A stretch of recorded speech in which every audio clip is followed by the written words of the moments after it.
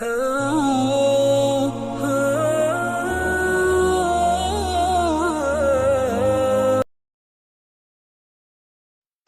کے ساتھ سننا کہ جسم بھی یہاں ہے اور دماغ بھی یہاں ہے، تاکہ دل کے راستے سے کانوں کے راستے سے دل تک بات پہنچ جائے۔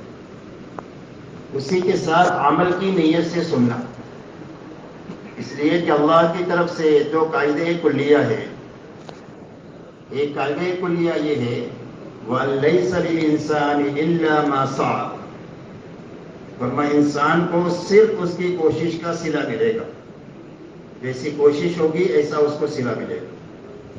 اور دوسرا قاعدہ ہے وَإِنَّمَا لِكُلِّ امْرِئٍ مَّا نَوَىٰ، فرمایا ہر آدمی کو وہ چیز ملے گی جس کی اس نے نیت کیا۔ اگر عمل کی نیت ہم کریں گے تو اللہ عمل کرا دیں گے، جی چاہے تو نہ چاہے تو، حالات سازگار ہو نہ سازگار ہو، ماحول مناسب ہو نہ مناسب ہو، ہر حال میں اللہ عمل کی توفیق دیں گے عمل کی نیت کی وجہ سے۔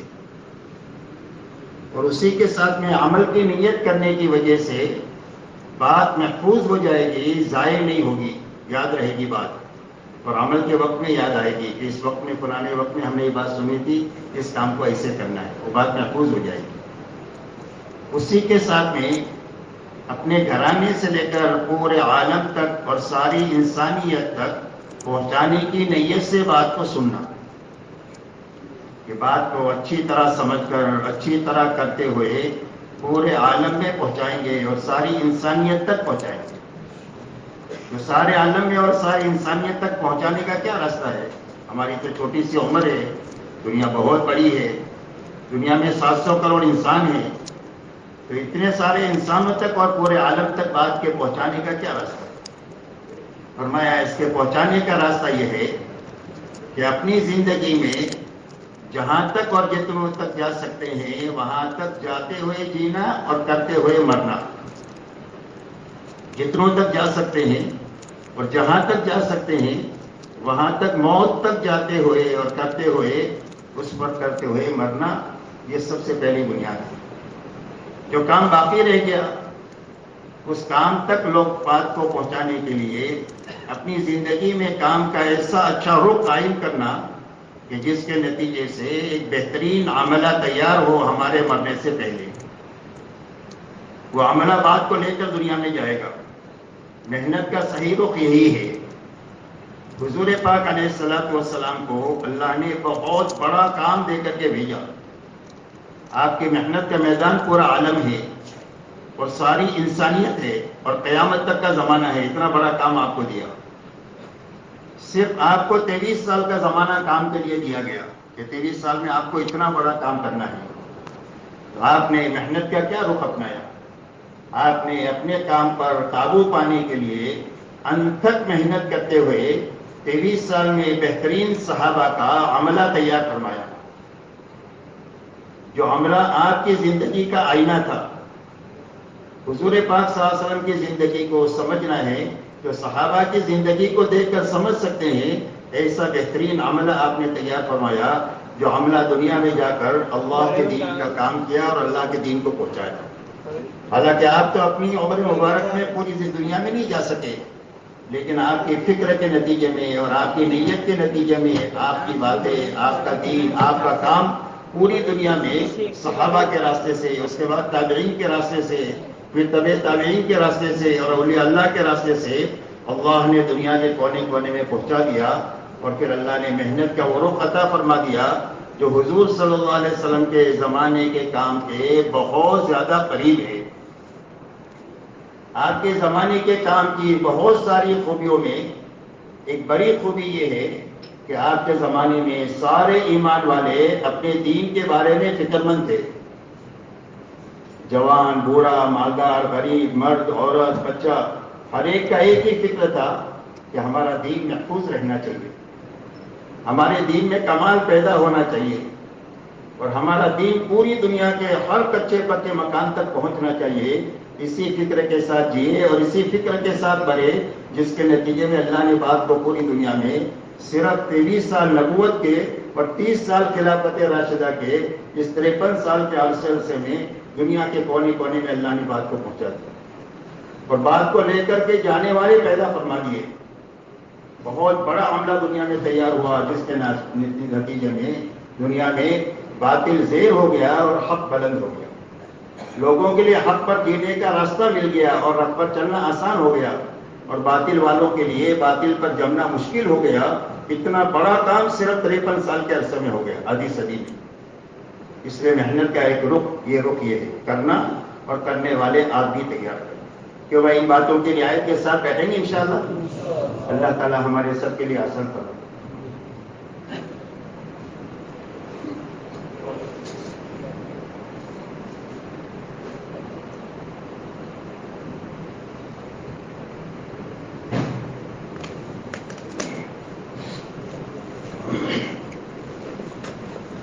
میرے محترم بزرگوں اور دوستوں، سمجھنے کی اور پوری امت کو سمجھانے کی بات یہ ہے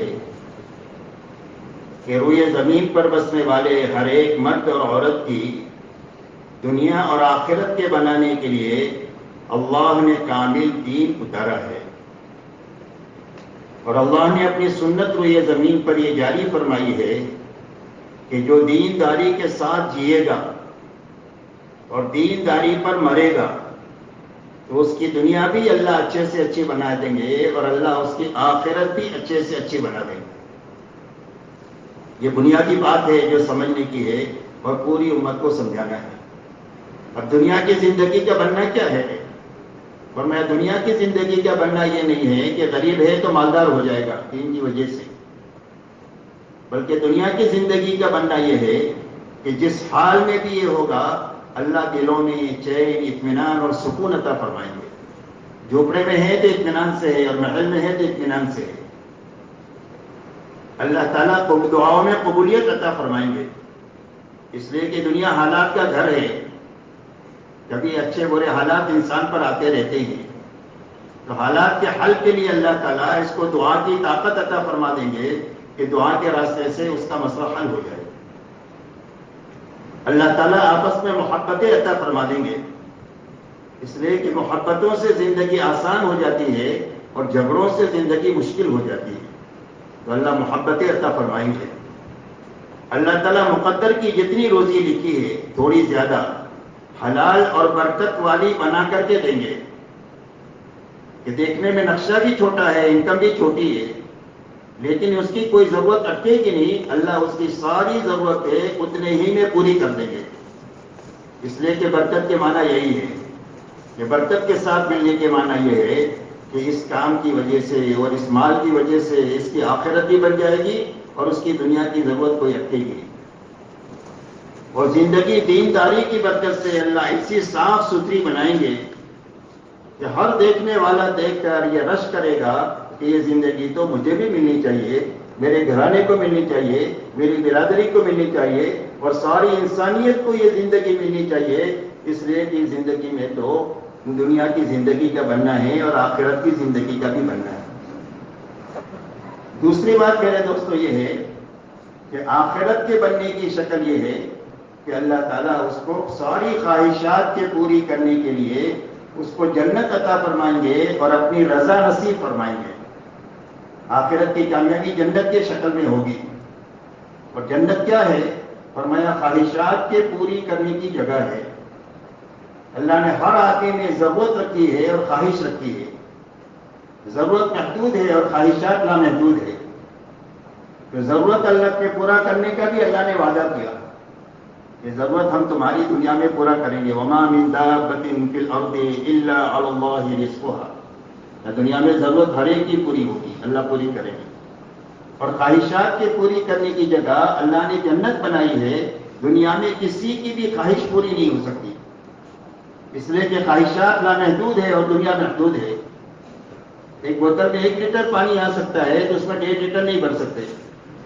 تو ایسا ہی دنیا محدود ہے، خواہشات لامحدود ہے، تو کسی کی خواہش پوری نہیں ہو سکتی. تو خواہشات کے پوری کرنے کے لیے اللہ نے جنت بنائی ہے. اسی لیے فرمایا وَلَكُمْ فِيهَا مَا تَشْتَهِي أَنفُسُكُمْ وَلَكُمْ فِيهَا مَا تَدَّعُونَ.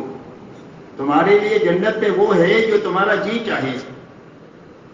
تمہاری چاہت ہے ہمیشہ جینے کی تمہاری چاہت ہے ہمیشہ جوان رہنے کی، تمہاری چاہت ہے ہمیشہ خوبصورت رہنے کی، اور تمہاری چاہت ہے ہمیشہ طاقت باقی رہنے کی، طاقت ضائع نہیں ہونی چاہیے، اور تمہاری خواہش ہے کہ ہمارا تو گھر اتنا بڑا ہونا چاہیے جتنا ایک ملک ہوتا ہے، تو فرمایا یہ ساری خواہشات تمہاری وہاں پوری ہوگی۔ ہر ایک کی جنت اتنی بڑی ہوگی کہ کم سے کم درجے کے جنت کی جنت دنیا سے 10 گنا بڑی جنت ہوگی۔ اب انداز لگاؤ کتنا بڑا ملک ہوگا۔ اسی لیے فرمایا وَإِذَا رَأَيْتَ ثَمَّ رَأَيْتَ نَعِيمًا وَمُلْكًا كَبِيرًا، کہ مخاطب تو دیکھے گا، پھر دیکھے گا، کیا دیکھے گا؟ کہ بہت بڑا ملک ہوگا اور نعمتوں کا لامتناہی سلسلہ ہوگا جو کبھی بھی ختم نہیں ہوگا۔ یہ دونوں زندگیوں کے بنانے کے لیے اللہ نے کامل دین عطا فرمایا ہے۔ دوسری بات میرے دوستوں سمجھنے کی یہ ہے کہ اللہ تعالیٰ نے جو دین عطا فرمایا ہے وہ آسان دین عطا فرمایا ہے، سارے انسانوں کے لیے اور سارے زمانوں کے لیے۔ اونٹوں کے زمانے میں بھی دین پر چلنا آسان تھا، راکٹ کے زمانے میں بھی آسان ہے، اور آئندہ بھی دین آسان رہے گا، اس لیے کہ اللہ اپنے بندوں پر بہت مہربان ہے، بہت رحم کرنے والے ہیں اور بہت محبت کرنے والے ہیں۔ اس محبت کے ناطے اللہ نے جو دین دیا ہے وہ آسان دیا ہے، مشکل نہیں دیا۔ اس لیے اللہ قرآن میں فرماتے ہیں یرید اللہ بکم اليسر ولا یرید بکم العسر، اللہ تمہارے لیے آسانی چاہتے ہیں، اللہ تمہارے لیے تنگی نہیں چاہتے۔ اور فرمایا دین میں اللہ نے کوئی حرج اور تنگی نہیں رکھی، اور ایک صاف اعلان فرما دیا لا یکلف اللہ نفسا الا وسعها، فرمایا کسی آدمی کو بھی اس کی طاقت سے زیادہ کا مکلف بنایا ہی نہیں ہے۔ جو حکم جس کی طرف متوجہ ہے اس لیے ہے کہ وہ اس کے بس میں ہے، اگر بس میں نہیں ہوگا تو اللہ اس کا حکم نہیں دیں گے۔ اس لیے زکوٰۃ اور حج کا حکم اللہ نے سب کو نہیں دیا، لیکن نماز روزہ سب کے بس میں ہے تو اللہ نے سب کو نماز روزے کا حکم دیا، اور اس میں بھی اللہ نے اتنی آسانی فرما دیا کہ اگر آپ وضو نہیں کر سکتے ہیں تیمم کر لیں، کھڑے ہو کر نہیں پڑھ سکتے ہیں بیٹھ کر پڑھ لیں، بیٹھ کر نہیں پڑھ سکتے سو کر پڑھ لیں، آپ سفر میں ہیں عشاء کی 17 رکعتیں پڑھنا مشکل ہو رہا ہے تو 2 رکعت فرض پڑھ لیں، 3 رکعت وتر پڑھ لیں، ہم 17 رکعتوں کا آپ کو ثواب دیں گے۔ ایسے ہی روزے کے بارے میں کہ آپ گھر پر بیمار ہو گئے ہیں روزہ رمضان میں تو فرمایا صحت کے دنوں میں روزے کی قضا کر لیں۔ آپ سفر میں ہیں کسی وجہ سے روزہ رکھنا مشکل ہو رہا ہے، کوئی بات نہیں واپس آ کر رکھ لیں۔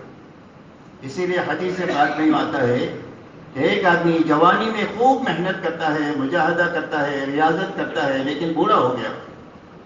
اب بڑھاپے میں وہ سارے کام نہیں ہو پاتے جو جوانی میں ہوتے تھے۔ تندرستی کے اندر میں بہت محنت کرتا تھا، اب بیمار ہو گیا، بیماری میں وہ سارے کام نہیں ہو پاتے جو جوانی میں ہوتے تھے۔ اقامت میں جو کام ہوتے تھے وہ سفر میں نہیں ہو سک رہے، تو فرمایا جوانی کی عبادت بڑھاپے میں اور تندرستی کی عبادت بیماری میں اور اقامت کی عبادت اور مجاہدہ یہ سفر کے کمی کے باوجود بھی پورا لکھا جائے گا، اس لیے کہ اللہ نے دین کو آسان بنایا۔ یہ بات پوری امت کو سمجھانی ہے اور ہمیں بھی سمجھنا ہے کہ اللہ نے جو دین دیا ہے وہ آسان دیا ہے، لیکن اسی کے ساتھ میرے دوستوں سمجھنے کی بات یہ ہے کہ یہ آسان دین آج امت میں سے چھوٹا ہوا ہے، تو یہ سوچنے کی اور سمجھنے کی ضرورت ہے کہ اتنا آسان دین امت میں سے کیوں چھوٹا، کہ بھئی امت میں سے دین چھوٹا ہوا ہے کہ نہیں؟ کہنے کو بڑے آپ کہہ لیں کہ 50-60 مسلمانوں کے ملک ہے، لیکن کوئی ملک نہیں بتا سکتے کہ جس ملک کے 100% ایمان والے مرد اور عورتیں پورے دین پر چل رہی ہوں۔ ملک سے نیچے کوئی صوبہ، صوبے سے نیچے کوئی تحصیل اور تحصیل سے نیچے کوئی گاؤں جس میں 3000 مسلمانوں کی فیملیاں رہتی ہوں اور 30,000 بالغ مرد اور عورتیں رہتی ہوں اور پورے دین پر چل رہی ہو، ایسا گاؤں بتانا بھی ہمارے لیے مشکل ہو گیا۔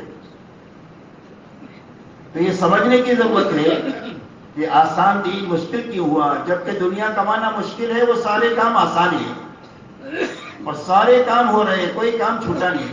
اگر کوئی چیز چھوٹی ہے تو دین چھوٹا۔ اگر غور کریں گے میرے دوستوں تو اس میں 2 باتیں سمجھ میں آئے گی اس کی چھوٹنے کی۔ دین کی چھوٹنے کی ایک وجہ یقین کی خرابی اور یقین کی کمزوری ہے، اس لیے کہ آدمی اپنے دین پر معلومات کی وجہ سے نہیں چلتا، اور آدمی اپنے دین پر وسائل کی فراوانی کے راستے سے نہیں چلتا، بلکہ آدمی اپنے دین پر جو چلے گا وہ یقین کی طاقت سے چلے گا۔ اگر آدمی کی زندگی میں یقین کامل ہے تو اس کی زندگی میں پورا دین کامل ہوگا، اور اگر یقین ادھورا ہے یا کمزور ہے تو اس کے دین بھی ادھورا ہوگا۔ یہ پہلی بنیاد ہے، یقین کی خرابی اور یقین کی کمزوری۔ دوسری وجہ ماحول کی خرابی ہے کہ ہمارے گھر سے لے کر عالم کا ماحول ہمارے دین کے لیے معاون بننے کے بجائے دنیا کے لیے معاون ہے، اور دین کے لیے معاون نہیں ہے۔ اس لیے کہ ماحول کا اثر ایسا ہے جیسا کہ موسم کا اثر ہوتا ہے۔ سردی آئے تو سب کو سردی لگے گی، گرمی آئے تو سب کو گرمی لگے گی، بادشاہ کو بھی اور فقیر کو بھی، اس کی کسی کے ساتھ کوئی رشتہ داری نہیں ہے۔ یہاں تک کہ حدیث پاک میں آتا ہے کل مولود یولد علی الفطرہ، فرمایا ہر پیدا ہونے والا بچہ دنیا کے کسی بھی کونے میں اور کسی کے بھی گھر میں پیدا ہو جائے، اللہ اس کو فطرت ایمانی پر پیدا فرماتے ہیں۔ لیکن جس ماحول میں اس نے آنکھ کھولی، اس نے ایمان کے خلاف دیکھا اور دیکھتا ہی رہا زندگی بھر، ایمان کے خلاف سنا اور سنتا ہی رہا، ایمان کے خلاف بولا زبان سے اور بولتا ہی رہا، اور دماغ سے سوچا اور سوچتا ہی رہا ایمان کے خلاف، اس لیے کہ ماحول ہی بے ایمانی کا ہے۔ اس بے ایمانی کے ماحول کی وجہ سے اندر میں اللہ نے جو فطرت رکھی تھی ایمانی، وہ فطرت ایمانی آہستہ آہستہ مست ہو گئی، اور یہ مجوسی ہو گیا، مشرک ہو گیا، کافر ہو گیا۔ اللہ کے اللہ نے اس کو مشرک کافر نہیں پیدا کیا تھا، اس کو فطرت ایمانی پر پیدا کیا۔ ماحول کا اتنا زبردست اثر ہوتا ہے کہ آدمی کی فطرت مست ہو جاتی ہے۔ اسی مثال سے سمجھا جا سکتا ہے کہ ایک عطار نے اپنی بیٹی کو چمڑے کے بیپاری کے یہاں دیا، تو عطار کے یہاں تو خوشبو ہی خوشبو، اور چمڑے کے بیپاری کے یہاں بدبو ہی بدبو۔ تو بہو نے ساس سے یہ کہا کہ اماں جان میں تو آپ کے ماحول میں رہ نہیں سکتی اس بدرو میں۔ اس کی ساس نے یہ کہا کہ بیٹا تھوڑا دن رہ لے، سب کام صحیح ہو جائے گا۔ ہفتہ 10 دن ہوا تو بیٹی نے، بہو نے اپنی ساس سے یہ کہا کہ اماں جان آپ نے میری کرامت اور بزرگی دیکھی کہ جب میں آئی تھی تو آپ کی فضا میں کتنی بدبو تھی، اور میرے 10 دن رہنے کی وجہ سے وہ بدبو ختم ہو گئی۔ تو اس کی ساس نے کہا کہ بدبو نہیں ختم ہوئی، اس ماحول کی گندگی کی وجہ سے تیرے اندر میں سونگھنے کی جو طاقت تھی وہ ختم ہو گئی۔ بات سمجھ میں آ رہی؟ تو ایک وجہ یقین کی خرابی ہے اور دوسری وجہ ماحول کی خرابی ہے۔ اگر ہم یہ چاہتے ہیں کہ ہمارے لیے دین آسان ہو جائے اور ہمارے بچوں کے لیے آسان ہو جائے، ہماری عورتوں کے لیے آسان ہو جائے، پوری امت کے لیے آسان ہو جائے، اور امت کے راستے سے انسانیت کے لیے ہدایت کی راہ ہموار ہو جائے، تو اس کے لیے میرے دوستو ایک ہی راستہ ہے، اور وہ ایک یقین بنانا ہے اور ایک اپنے گھر سے لے کر عالم کا ماحول بنانا۔ یقین کے بنانے میں 2 لائن کا یقین بنانا، اس لیے کہ اللہ جل شانہ نے پوری انسانیت کی نجات کے لیے 2 چیزیں اتاری ہے، ایک ایمان اتارا ہے اور ایک علم اتارا ہے۔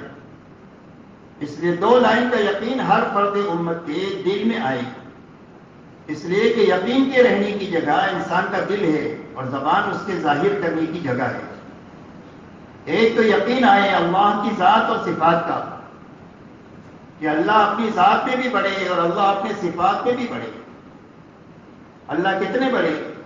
فرمایا دنیا کے سارے سمندر روشنائی بن جائے اور دنیا کے سارے درختوں کے قلم بن جائے اور سارے اولین اور آخرین اللہ کی بڑائی لکھنا شروع کریں تو سارے سمندروں کی روشنائیاں ختم ہو جائے گی، سارے قلم ختم ہو جائیں گے، لیکن اللہ کی بڑائی ختم نہیں ہوگی۔ اللہ اکبر، اللہ اس سے بھی بڑے،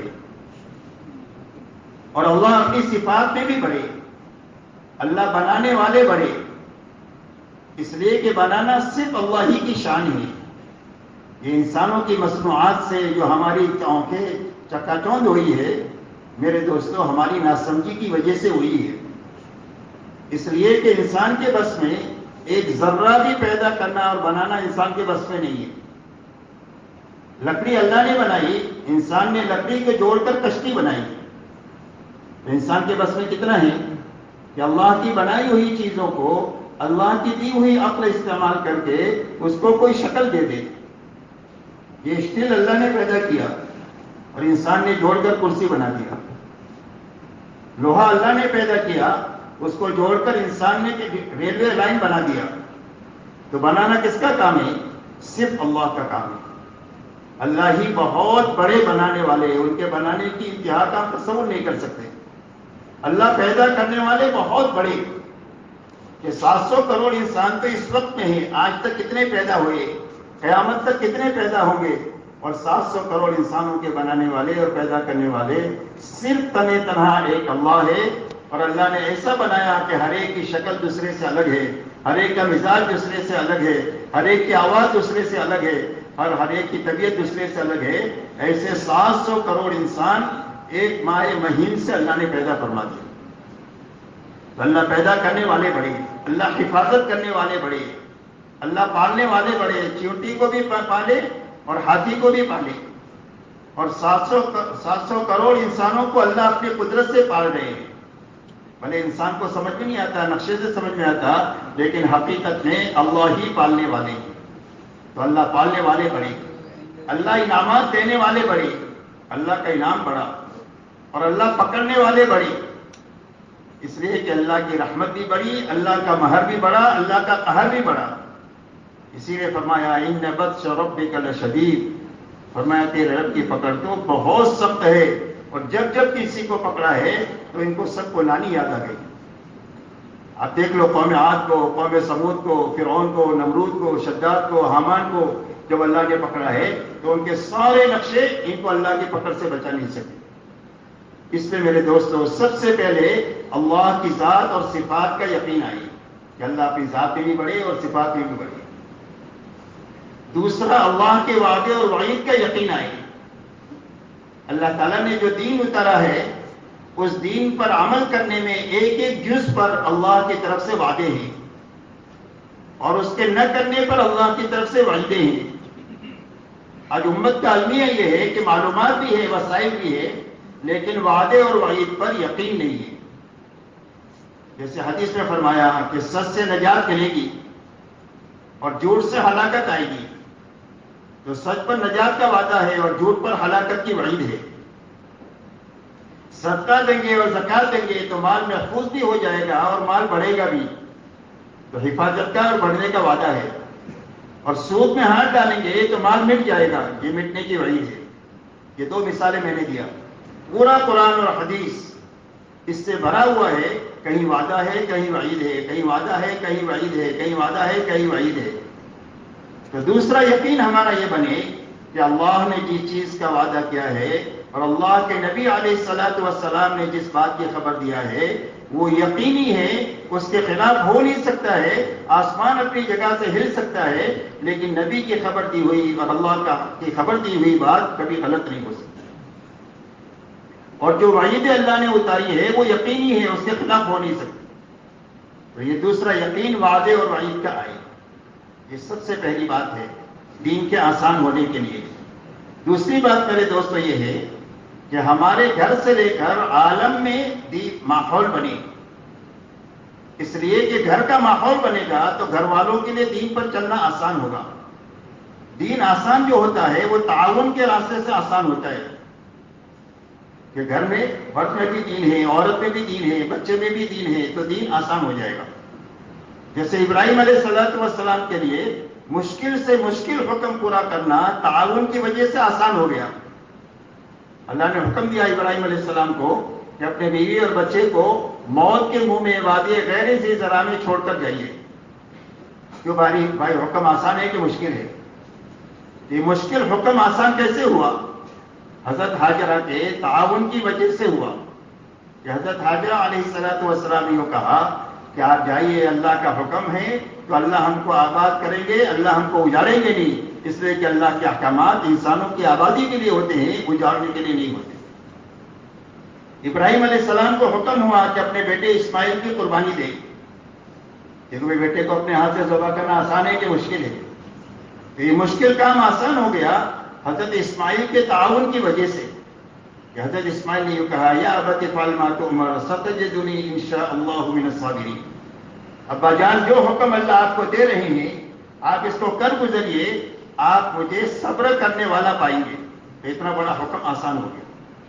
اس لیے ہمارے گھر کا ماحول سب سے پہلے بنے، اور اسی کے ساتھ میں محلے کا، شہر کا، ملک کا، عالم کا، اس لیے کہ پورا عالم اس وقت میں محلے جیسا ہو گیا ہے، چھوٹا ہو گیا، پوری دنیا چھوٹی ہو گئی۔ اگر محلے کے ایک کونے سے آپ آواز دیں تو دوسرا محلے تک پہنچ جاتی ہے ایک سیکنڈ میں۔ ایسا ہی دنیا میں کہیں کوئی اچھائی چلے تو چند سیکنڈ میں پوری دنیا میں پھیل جاتی ہے، اور اگر کوئی برائی چلے تو چند سیکنڈ میں پوری دنیا میں پہنچ جاتی ہے۔ دنیا اتنی چھوٹی ہو گئی، اس لیے ہمارے گھر سے لے کر پورے عالم کا ماحول بنے۔ تو ماحول کے بننے کے کیا معنی ہے؟ ماحول کے بننے کے معنی یہ ہے کہ ماحول میں ایک تو اللہ کی عبادت اور بندگی زندہ ہو جائے، کہ پوری زندگی اللہ کی اطاعت اور فرما برداری پر آنے کا نام عبادت ہے اور بندگی ہے، کہ زندگی کے ہر شعبے میں اللہ کی اطاعت اور فرما برداری کے ساتھ لوگ جینا شروع کرے، یعنی اللہ کی عبادت اور بندگی زندہ ہو جائے۔ دوسرا، آپس میں بھائی چارہ قائم ہو جائے، کونوا عباد اللہ اخوانا، اللہ کے بندے بن کر جیو اور آپس میں بھائی بھائی بن کر کے جیو۔ آپس کی دشمنیاں ختم ہو جائے، آپس کا حسد ختم ہو جائے، کینہ ختم ہو جائے، کسی کی آبرو پر ہاتھ ڈالنا ختم ہو جائے، کسی کی جان مال سے کھیلنا بند ہو جائے، اور ہر ایک دوسرے کے حق کی ادائیگی کے ساتھ اللہ نے جو حقوق رکھے ہیں اور حقوق کی ادائیگی کے ساتھ، احسان کے ساتھ، ایثار کے ساتھ میں زندگی جینا آ جائے، یہ دو باتیں پیدا ہو جائے گی تو ماحول جو ہے وہ پاکیزہ بن جائے گا۔ ایک بندگی زندہ ہو جائے اور ایک بھائی چارہ زندہ ہو جائے۔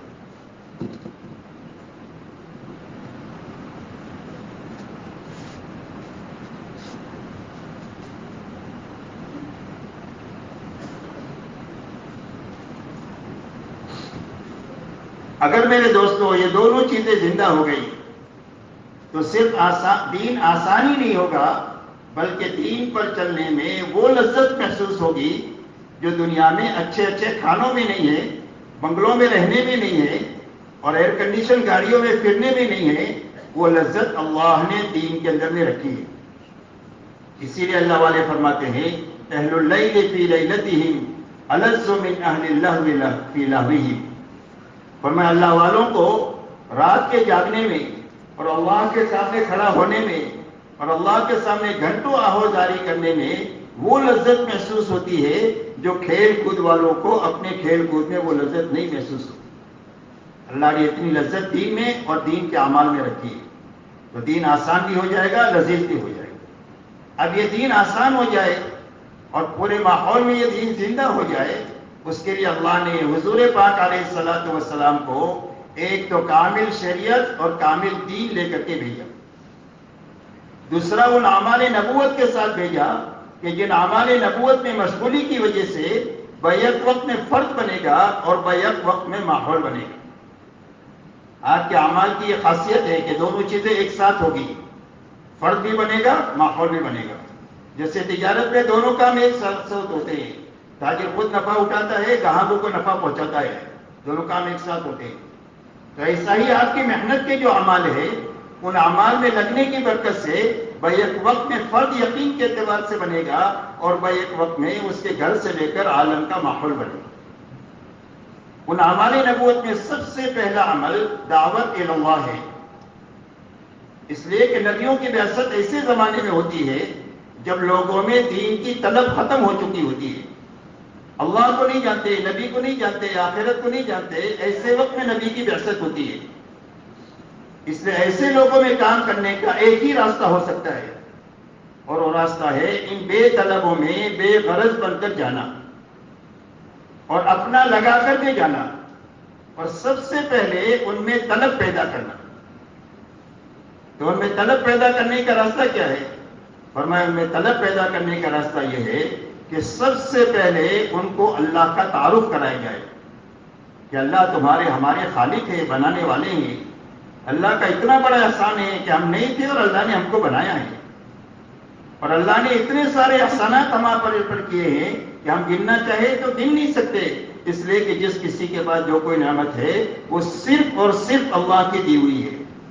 وما بکم من نعمت فمن اللہ، جو نعمت تمہارے پاس میں ہے وہ صرف اور صرف اللہ کی طرف سے دی ہوئی ہے. اللہ کی قدرت سمجھانا، اللہ کے خزانے سمجھانا، اللہ کے احسانات یاد دلانا، تاکہ اس راستے سے انسانوں کے دلوں میں اللہ محبوب ہو جائے، اللہ کی محبت لوگوں کے دلوں میں پیدا ہو جائے. اس لیے کہ انسان احسان کا غلام ہوتا ہے. الانسان عبد الاحسان، انسان احسان کا غلام ہوتا ہے. اگر کوئی آدمی مر رہا ہو اور آدمی اس کو کھانا کھلا کر بچا دے تو زندگی بھر اس کے احسان کو بھول نہیں سکتا. تو جس اللہ کے اتنے احسانات ہیں وہ اللہ اس لائق ہے کہ سب سے زیادہ اس سے محبت کی جائے. تو اللہ کی محبت کو لوگوں کے دلوں میں اس راستے سے پیدا کرنا. اسی لیے فرمایا الذین آمنوا اشد حبا للہ، فرمایا ایمان والوں کے دلوں میں اللہ کی محبت شدید ہے، سب سے زیادہ سخت ہے. بیوی سے، بچوں سے، بھائیوں سے، برادری سے، باپ سے، تجارت سے، مکانات سے، مال سے، سب چیزوں سے اللہ کی محبت زیادہ ہے. تو ایک تو دعوت کے راستے سے اور اللہ کے تعارف کے راستے سے اللہ کی محبت لوگوں کے دلوں میں پیدا کرنا. اس لیے کہ محبت پیدا ہو جائے گی تو اللہ کی اطاعت زندہ ہو جائے گی. فإن المحب لمن يحب مطیع، جس کو جس سے محبت ہو جاتی ہے اس کی بات ماننے میں مزہ آ جاتا ہے آدمی. دوسری بات میرے دوستو، امت میں چل پھر کر کے یہ سمجھانا کہ اتنے بڑے اللہ کو ساتھ کرنے کا راستہ صرف اللہ کے حکموں پر عمل کرنا ہے اور اللہ کی نافرمانی سے بچنا ہے. اس لیے حکموں پر چلنے کا نفع سمجھانا اور بے حکمی کا نقصان سمجھانا.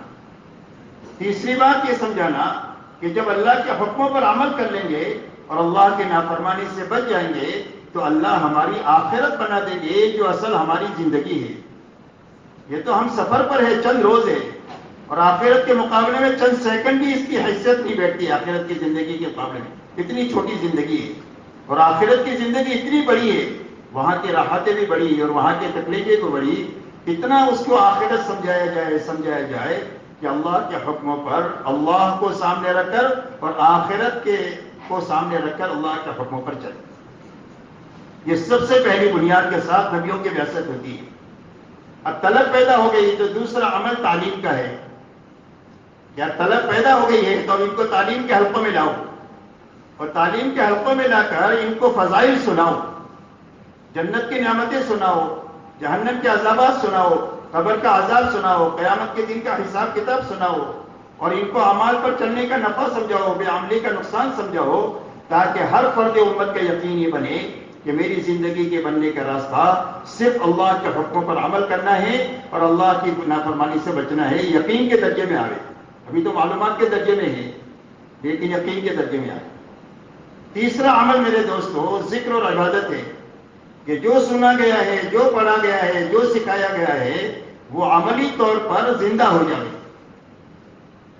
اس لیے کہ ذکر کی حقیقت اطاعت ہے. کل مطیع ذاکر، فرمایا ہر اطاعت کرنے والا آدمی ذاکر ہے. ایک آدمی راستہ چل رہا ہے، ہاتھ میں تسبیح ہے لیکن نگاہ کی حفاظت نہیں ہے، تو آپ بتاؤ ذاکر ہے کہ غافل ہے؟ غافل ہے. ایک آدمی دکان پر بیٹھا ہے، ہاتھ میں تسبیح ہے لیکن اپنے مزدور کو کہا ہوا ہے کہ 1 کلو سودے میں 900 گرام ہی دینا، کہ وہ ذاکر ہے کیا غافل ہے؟ غافل ہے. اور اگر پورا تول رہا ہے، پورا ناپ رہا ہے، تسبیح ہاتھ میں نہیں ہے تو بھی یہ ذاکر ہے. مولانا الیاس صاحب رحمۃ اللہ علیہ کے ذہن میں امت میں ذکر کی یہ شکل قائم کرنا تھا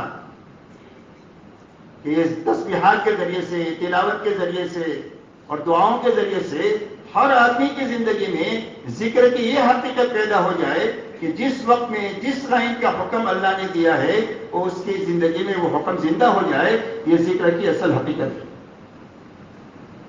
چوتھی بات میرے دوستو یہ ہے کہ آپ نے امت کو یہ سب کچھ دیا، وہ دے کر دیا، خرچ کر کے دیا، ان پر ان کو خدمت کر کے دیا، ان سے کچھ لے کر نہیں دیا. یعنی اخلاق کے راستے سے دین دیا گیا. سارے نبیوں کا ایک ہی اعلان ہے، ما اسألکم علیہ من اجر ان اجریہ الا علی رب العالمین. اتنا بڑا کام ہم نے تمہیں جو سمجھایا ہے اس کے بدلے میں تم سے ہم کو کچھ نہیں چاہیے، اس کا بدلہ رب العالمین ہم کو دیں گے. اس لیے بغیر کسی لالچ کے، نہ مال کی لالچ ہو، نہ بڑا بننے کی لالچ ہو، نہ اکرام کی لالچ ہو، اور نہ کھانے کی لالچ ہو، کسی چیز کی لالچ کے بغیر صرف اللہ کو راضی کرنے کی نیت سے انسانوں میں چل پھر کر کے ان بنیادوں کو، ان اعمال کو زندہ کریں۔ یہ اعمال میں میرے دوستوں اتنے طاقتور ہے کہ حضور پاک علیہ الصلوۃ والسلام نے جو بھی آپ کی دعوت پر ایمان میں داخل ہوا، وہ 100% ایمان والوں کو ان اعمال نبوت میں مشغول فرمایا، اور اتنا مشغول فرمایا جتنا ان اعمال کا تقاضا تھا۔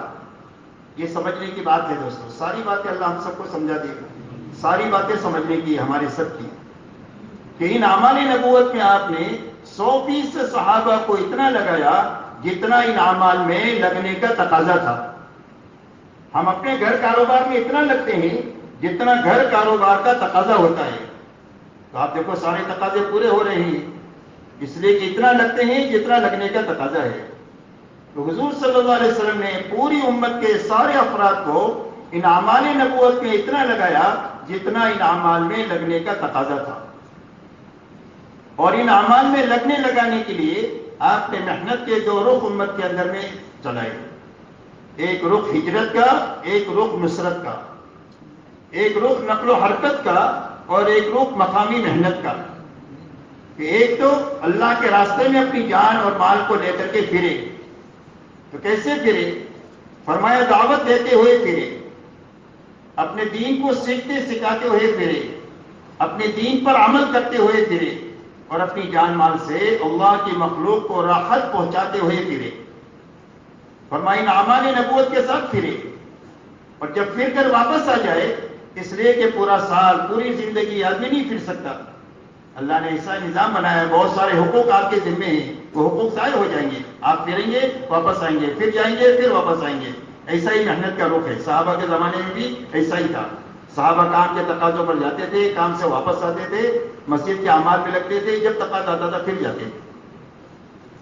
تو ایک تو نقل و حرکت کریں، دوسرا مقامی محنت، کہ ہر آدمی نقل و حرکت سے واپس آ جائے، تو واپس آ کر انہی اعمال نبوت کو اپنی اپنی مسجدوں میں قائم کرے، خود بھی اس میں اتنا لگے جتنا لگنے کا تقاضا ہے، اور پوری امت کو ان اعمال نبوت میں لگانے کی اتنی محنت کرے جتنا اس محنت کا تقاضا ہے، لیکن اپنے گھر کاروبار کو حلال طریقے سے کرتے ہوئے لگے،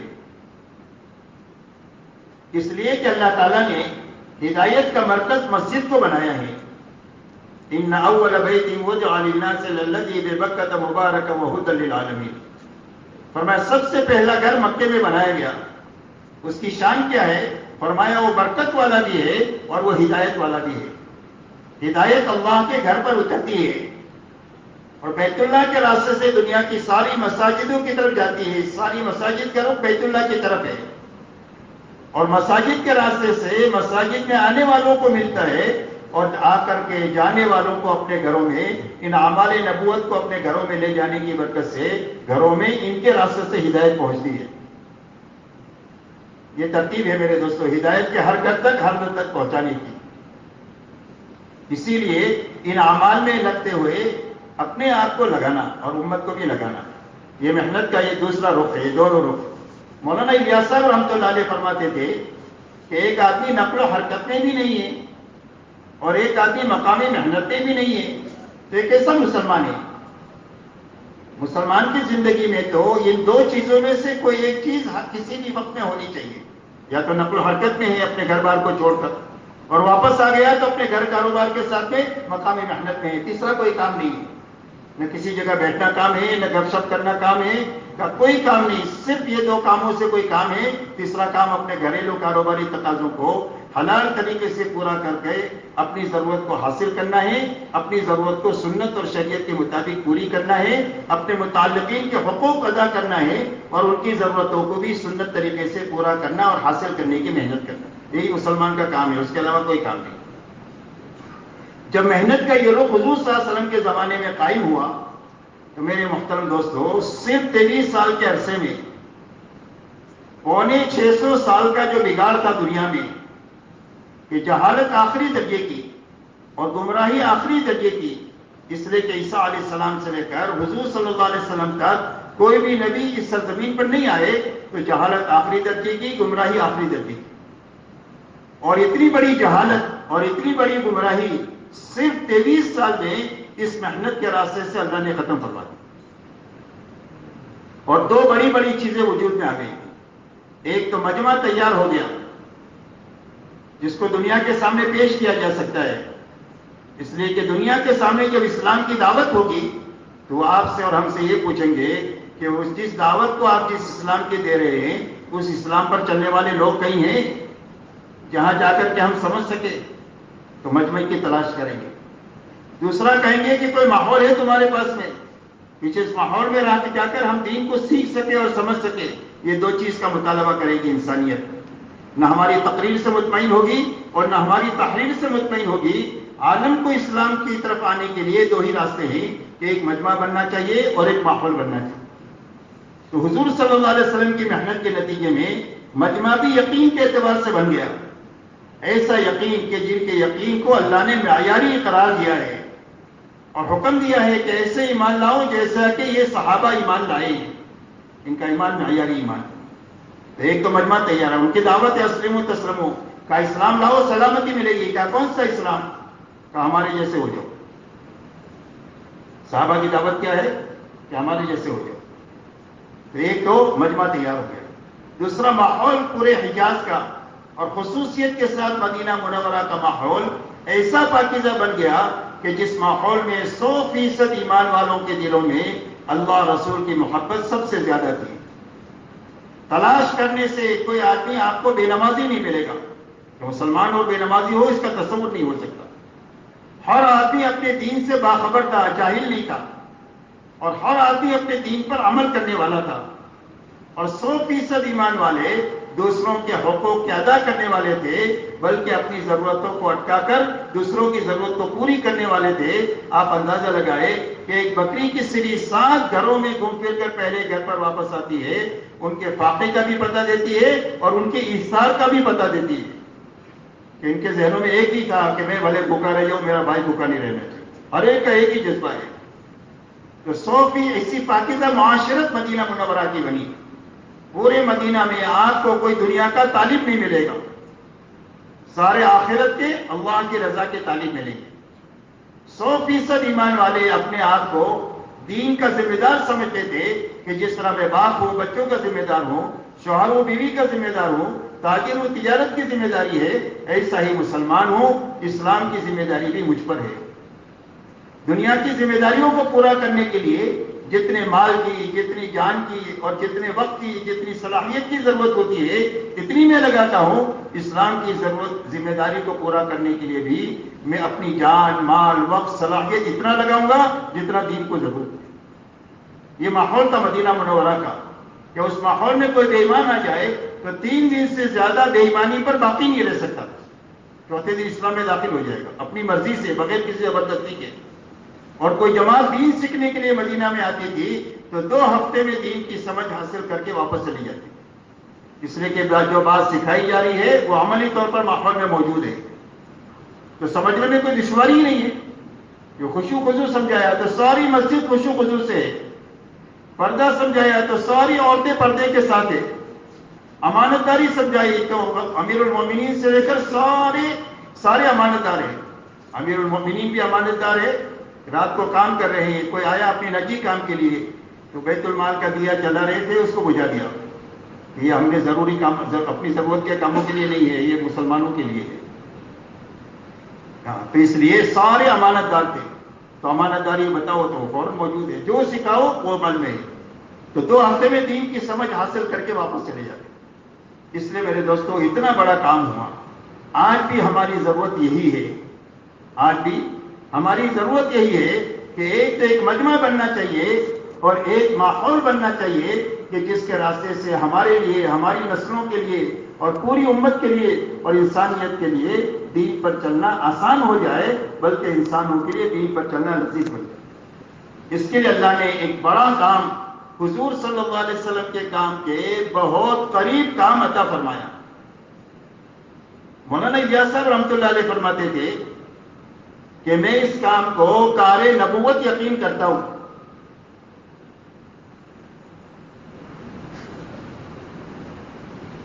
میں اس کام کو حضور صلی اللہ علیہ وسلم والا کام سمجھ کر کر رہا ہوں. اور یوں فرماتے تھے کہ مجھے قرن اول کا ہیرا عطا فرمایا.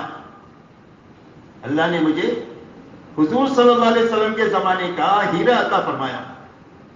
تو مولانا کو اس محنت کی زبردست طاقت کا اندازہ تھا، سیرت پر نگاہ کامل ہونے کی وجہ سے، کہ اس محنت میں کتنی طاقت ہے. تو اس طاقت کی وجہ سے انہوں نے اس کام کی منزل جو طے کیا ہے، اس سے ان کی طاقت کے تصور کا احساس ہو سکتا ہے. ان سے پوچھا گیا کہ آپ اس محنت سے کیا چاہتے ہیں؟ تو فرمایا میں اس محنت سے یہ چاہتا ہوں کہ امت اس محنت کو کرتے کرتے دین کی اس سطح تک پہنچ جائے جہاں حضور صلی اللہ علیہ وسلم امت کو چھوڑ کر کے گئے تھے. یہ ہماری منزل ہے. چلہ، 4 مہینہ، 3 دن، مقامی کام، یہ سارا وہاں تک پہنچنے کے لیے ہے.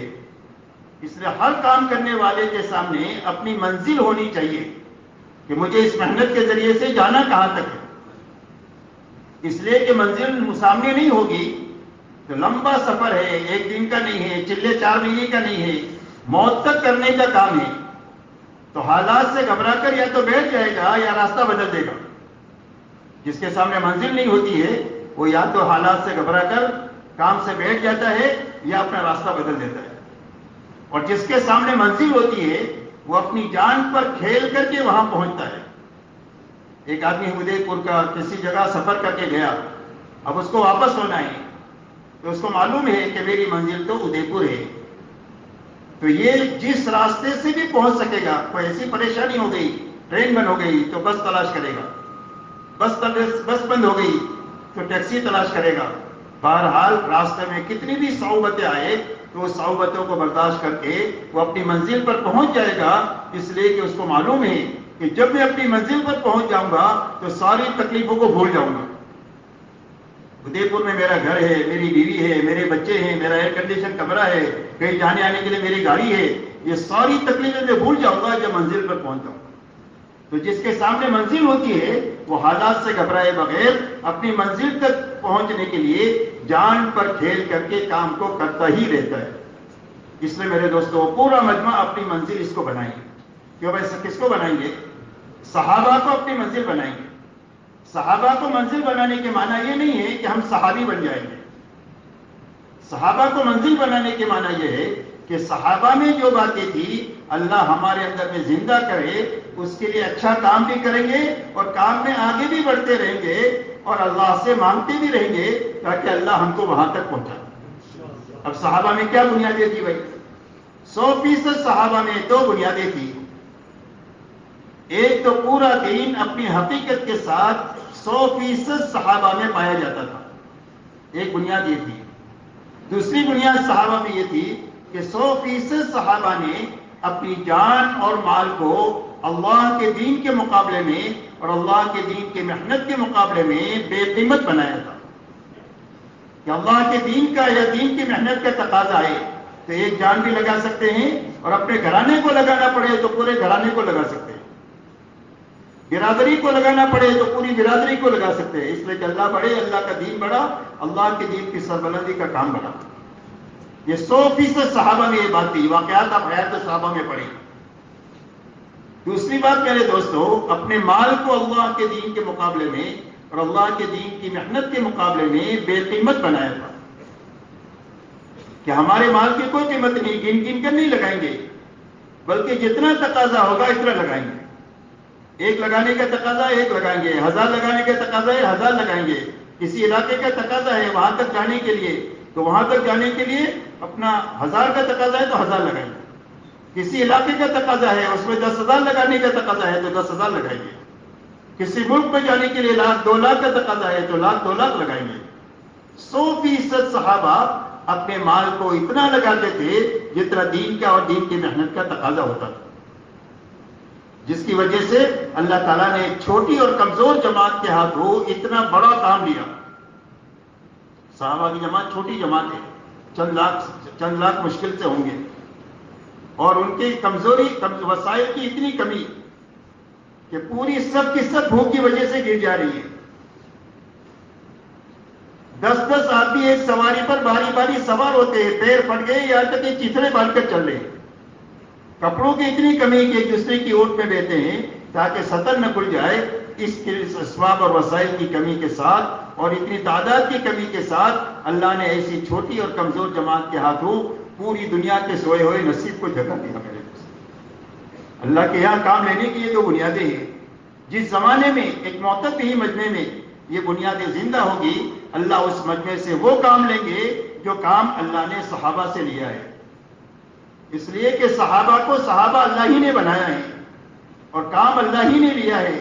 جب امت کے ایک معتدل طبقے میں ہم نہیں جانتے ان کی تعداد کتنی ہوگی، اللہ جانتے ہیں، لیکن جب ان امت کے اس معتدل طبقے میں یہ دو بنیادیں زندہ ہوگی، اللہ اس مجمع سے وہ کام لیں گے جو صحابہ سے کام لیا. اور اللہ ان کے ہاتھوں دنیا میں حق کو جلا دیں گے. اگر یہ تھوڑے ہوں گے تو اللہ اپنے لشکروں کو ان کے ساتھ کر کے زیادہ کر دیں گے، اور اگر یہ کمزور ہوں گے تو اللہ اپنی قوت ان کے ساتھ کر کے ان کو قوی بنا دیں گے. یزدکم قوۃ الی قوتکم، قرآن نے فرمایا کہ ہم اپنی قوت کو تمہاری قوت کے ساتھ ملا کر ہم تمہاری قوت کو بڑھا دیں گے. اور اللہ اس مجمع سے دنیا میں حق کے چمکنے کا کام لے لیں گے، اور دنیا کی بڑے سے بڑی طاقت اس جماعت کا بال بیکا نہیں کر سکتی ہے جن کے ساتھ ان بنیادوں کی وجہ سے اللہ اپنی قدرت اور خزانوں کے ساتھ ہو جائے. اس لیے میرے دوستو اللہ نے اتنا بڑا کام عطا فرمایا. اس لیے پورا مجمع نیت کرے کہ انشاءاللہ اس محنت کو قدردانی کے ساتھ کرنا ہے اور ناقدری سے بچنا ہے.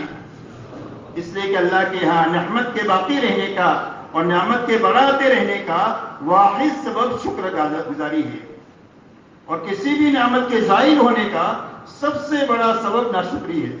اللہ ہم کو ناشکری سے بچائے اور اللہ شکر گزاری کے ساتھ ہم کو روز بڑھاتے جائیں. اس لیے کہ روز منزل تک پہنچنے کا کام ہے. یہ محنت جو ہے وہ مسئلہ چلے 4 مہینے کا 3 دن کا نہیں ہے، مسئلہ منزل تک پہنچنے کا یہ کام ہے. تو ہر آدمی یہ سوچے کہ منزل تک پہنچنے کے لیے مجھے اپنا رخ بھی صحیح کرتے رہنا ہے اور اپنے آپ کو چلاتے رہنا ہی ہے. اس لیے کہ منزل تک پہنچنے کے لیے 2 چیزیں شرط ہے. ایک رخ صحیح ہونا چاہیے اور ایک چلتے رہنا چاہیے. رخ ہی بدل گیا تو منزل سے دور ہو جائے گا. رخ صحیح ہے لیکن چلتا ہی نہیں ہے، بیٹھ گیا، کھڑا ہو گیا، کام سے کام چھوٹ گیا تو منزل تک پہنچنا مشکل ہو جائے گا. اس لیے منزل تک پہنچنے کے لیے 2 چیزیں ہیں. ایک تو رخ صحیح رہنا چاہیے اور چلتے رہنا چاہیے تو اللہ پہنچا دیں گے، اور اگر نہیں پہنچا تو اللہ پہنچنے والوں کے ساتھ حشر فرمائیں گے. صحابہ کو منزل بنا کر جب ایک مجمع اپنے صحیح رخ کے ساتھ چلتا رہے گا اور صحیح محنت کے ساتھ چلتا رہے گا تو اگر پہنچنا نصیب ہوا تو وہاں تک پہنچ جائے گا، اور اگر نصیب میں نہیں ہوا، راستے میں اس کا انتقال ہو گیا تو اللہ تعالیٰ ان پہنچے ہوئے لوگوں کے ساتھ اس کا حشر فرمائیں گے. ایک آدمی حج کے ارادے سے ادے پور سے نکلا اور بمبئی میں انتقال ہو گیا تو اللہ اس کو حاجی اٹھائیں گے قیامت کے دن. ایک نے حج شروع کیا اور حافظ بننے سے پہلے مر گیا تو اللہ قیامت کے دن اس کو حافظ اٹھائیں گے. اللہ کا یہ نظام ہے. تو اس لیے میرے دوستوں سارا مجمع نیت کرے کہ ہم اپنی یہ منزل بنا کر کام کریں گے انشاءاللہ. اب میرے دوستوں اس منزل تک پہنچنے کے لیے ایک تو ہم کو نقل و حرکت بڑھانا ہے. کیا کرنا ہے؟ ہجرت کی مشابہت میں نقل و حرکت کو بڑھانا ہے. دوسرا نصرت کے کام کو، مقامی کام کو مضبوط سے مضبوط کرنا ہے. جب ان اعمال نبوت کے ساتھ یہ 2 محنتیں صحیح ہو جائے گی تو تدریجی طور پر اللہ وہاں تک پہنچا دیں گے یا پہنچنے والوں کے ساتھ حشر فرما دیں گے. اب نقل و حرکت کے بڑھانے کا کیا راستہ ہے؟ نقل و حرکت کے بڑھانے کا میرے دوستوں راستہ یہ ہے کہ ہر مسجد والوں کو یہ معلوم ہے کہ ہماری مسجد میں وقت لگایا ہوا عملہ کتنا ہے.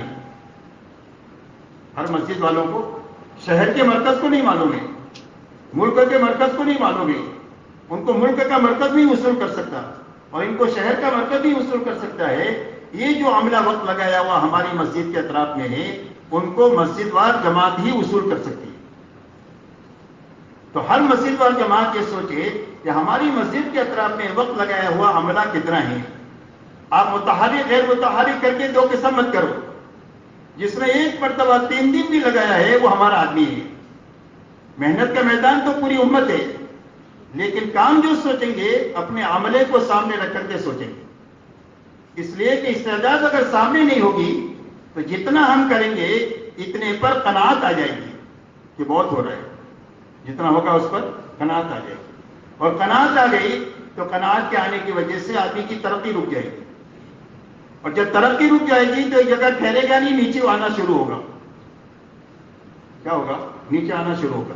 آپ نے پتھر کو اوپر ڈالا اور وہ پتھر جو ہے جب قوت ہوگی تو اوپر جائے گا، نہیں تو نیچے آئے گا، بیچ میں ٹھہرے گا نہیں۔ تو اس لیے اس محنت میں قناعت محمود نہیں ہے۔ دنیا میں قناعت محمود ہے، اچھی چیز ہے، لیکن اس محنت میں اس میں قناعت مطلوب نہیں ہے، نہ محمود ہے، اس لیے کہ یہ تو کام ایسا ہے کہ صدیق اکبر سب کچھ لگا کر کے رضی اللہ عنہ گئے اور یہ کہہ کر گئے کہ کام پورا نہیں ہوا اور کام ہوا نہیں جیسا ہونا چاہیے۔ تو اس میں تو ہمیشہ کمی ہی کمی ہمارے نظر میں ہو، ہاں دنیا میں کہ جتنا ہے اس پر قناعت ہے۔ تو اس کے لیے اپنی مسجد کے اطراف کے عملے کو سامنے رکھ کر کام کو سوچنا کہ بھئی ہماری مسجد میں 100 ساتھی ہے، سال لگائے علماء ہیں، چند جو ہے وہ 4 مہینہ لگائے ہوئے ہیں، چند چلہ لگائے ہوئے ہیں، ان سب کا سالانہ ماہانہ یومی وقت وصول کرنے کی فکر کے ساتھ کام کرنا اپنی مسجد میں، کہ بھی ایک بھی ساتھی ضائع نہیں ہونا چاہیے، سب کا سالانہ ماہانہ یومیہ وقت لگنا چاہیے۔ اب وقت لگنے کی کیا ترتیب ہے کہ بھی سالانہ 4 مہینہ لگے، یا آخری درجے میں چلہ لگے، مہینے میں 10 دن لگے، یا آخری درجے میں ہفتے کے تعین کے ساتھ 3 دن لگے، روزانہ 8 گھنٹے لگے، یا کم از کم 2.5 گھنٹہ لگے۔ یہ جتنے عملے کا وقت لگا ہوا ہے وہ سارا عملہ محنت کے اس رخ پر کیسے آئے اس کو سامنے رکھ کر اپنی مسجد میں کام کو شروع کرنا۔ کہ بات سمجھ میں آ رہی ہے؟ کیوں بھائی کون کون کریں گے ایسا؟ اب آپ یہ بتاؤ کہ 100% عملے پر قابو پانے کے لیے آپ کو کتنا وقت چاہیے؟ آپ کی مسجد کے اطراف کے جتنا عملہ ہے اس سب پر قابو پانے کے لیے آپ کو کتنا وقت چاہیے؟ 4 مہینہ، 6 مہینہ، 8 مہینہ، 12 مہینہ، کتنا چاہیے؟ آپ جتنا مانگیں گے اتنا دیں گے۔ ہمارے بڑے بہت دل والے ہیں، جتنا آپ وقت مانگیں گے اتنا آپ کو دیں گے۔ بتاؤ کتنا وقت چاہیے؟ بولو، کہ بھائی آپ ارادہ کرو گے تو پھر کچھ کام ہوگا نا، ارادہ ہی نہیں بنا تو آئندہ آگے کام کرنے کی کوئی شکل ہی نہیں ہے۔ سب سے پہلے آدمی کا فکر جاگتا ہے، سب سے پہلے آدمی کے دل میں ارادہ پیدا ہوتا ہے، پھر محنت وجود میں آتی ہے، اس کے بعد دعا کی طاقت لگتی ہے۔ یہ ترتیب ہے، یہ ہمارے بس میں اتنا ہے۔ جب ہمارے بس میں ہے اتنا ہم کر دیتے ہیں، تو ہمارے بس میں نہیں ہے وہ اس کو اللہ کر دیتا ہے۔ جو ہمارے بس میں نہیں ہے وہ اللہ کرتا ہے۔ ہمارے بس میں کیا نہیں ہے؟ ہمارے بس میں نتیجہ نہیں ہے۔ آپ نے ارادہ کیا 100% کو کام میں لگانے کا، اور اس کے لیے 1 سال میں قابو پانے کی نیت کیا، 1 سال میں، اور آپ نے پوری محنت لگا دیا۔ 100% آ گئے تو بھی کام ہوگا، اور 100% نہیں آئے، 50% آئے تو بھی کام ہو گیا، اس لیے کہ آپ کے میرے ذمہ نتیجہ نہیں ہے، ہمارے ذمہ صحیح محنت ہے۔ قیامت کے دن محنت کی پوچھ ہوگی، نتیجے کی پوچھ نہیں ہوگی۔ حضور صلی اللہ علیہ وسلم طائف تشریف لے گئے تو طائف میں بظاہر کچھ کام نہیں ہوا، لیکن وہ سفر اللہ کو اتنا محبوب ہوا کہ اللہ آسمانی دنیا میں ہلچل مچ گئی، اتنا بڑا مقبول ہوا۔ حالانکہ نتیجہ صفر نظر آتا ہے اس وقت میں، بیمار ہے، ذلت ہے لوگوں کے سامنے، خون کا نکلنا ہے، لیکن نتیجہ کچھ بھی نہیں ہے، لیکن محنت پوری ہے، اور محنت اتنا نتیجہ خیز ہے کہ اللہ کے یہاں اتنی مقبول ہوگی۔ اس لیے میرے دوستو، ہم آپ سے چلو میں اپنی طرف سے کہوں کہ بھائی 1 سال میں کل ہو جائے گا انشاءاللہ۔ کون کون ارادہ کرتا ہے کہ 1 سال میں 100% افراد کو انشاءاللہ سالانہ ماہانہ یومیہ محنت میں جوڑ لیں گے؟ کیوں بھائی کس کا ارادہ ہو رہا ہے؟ اور کس کا ارادہ ہو رہا ہے؟ اور کس کا ارادہ ہو رہا ہے؟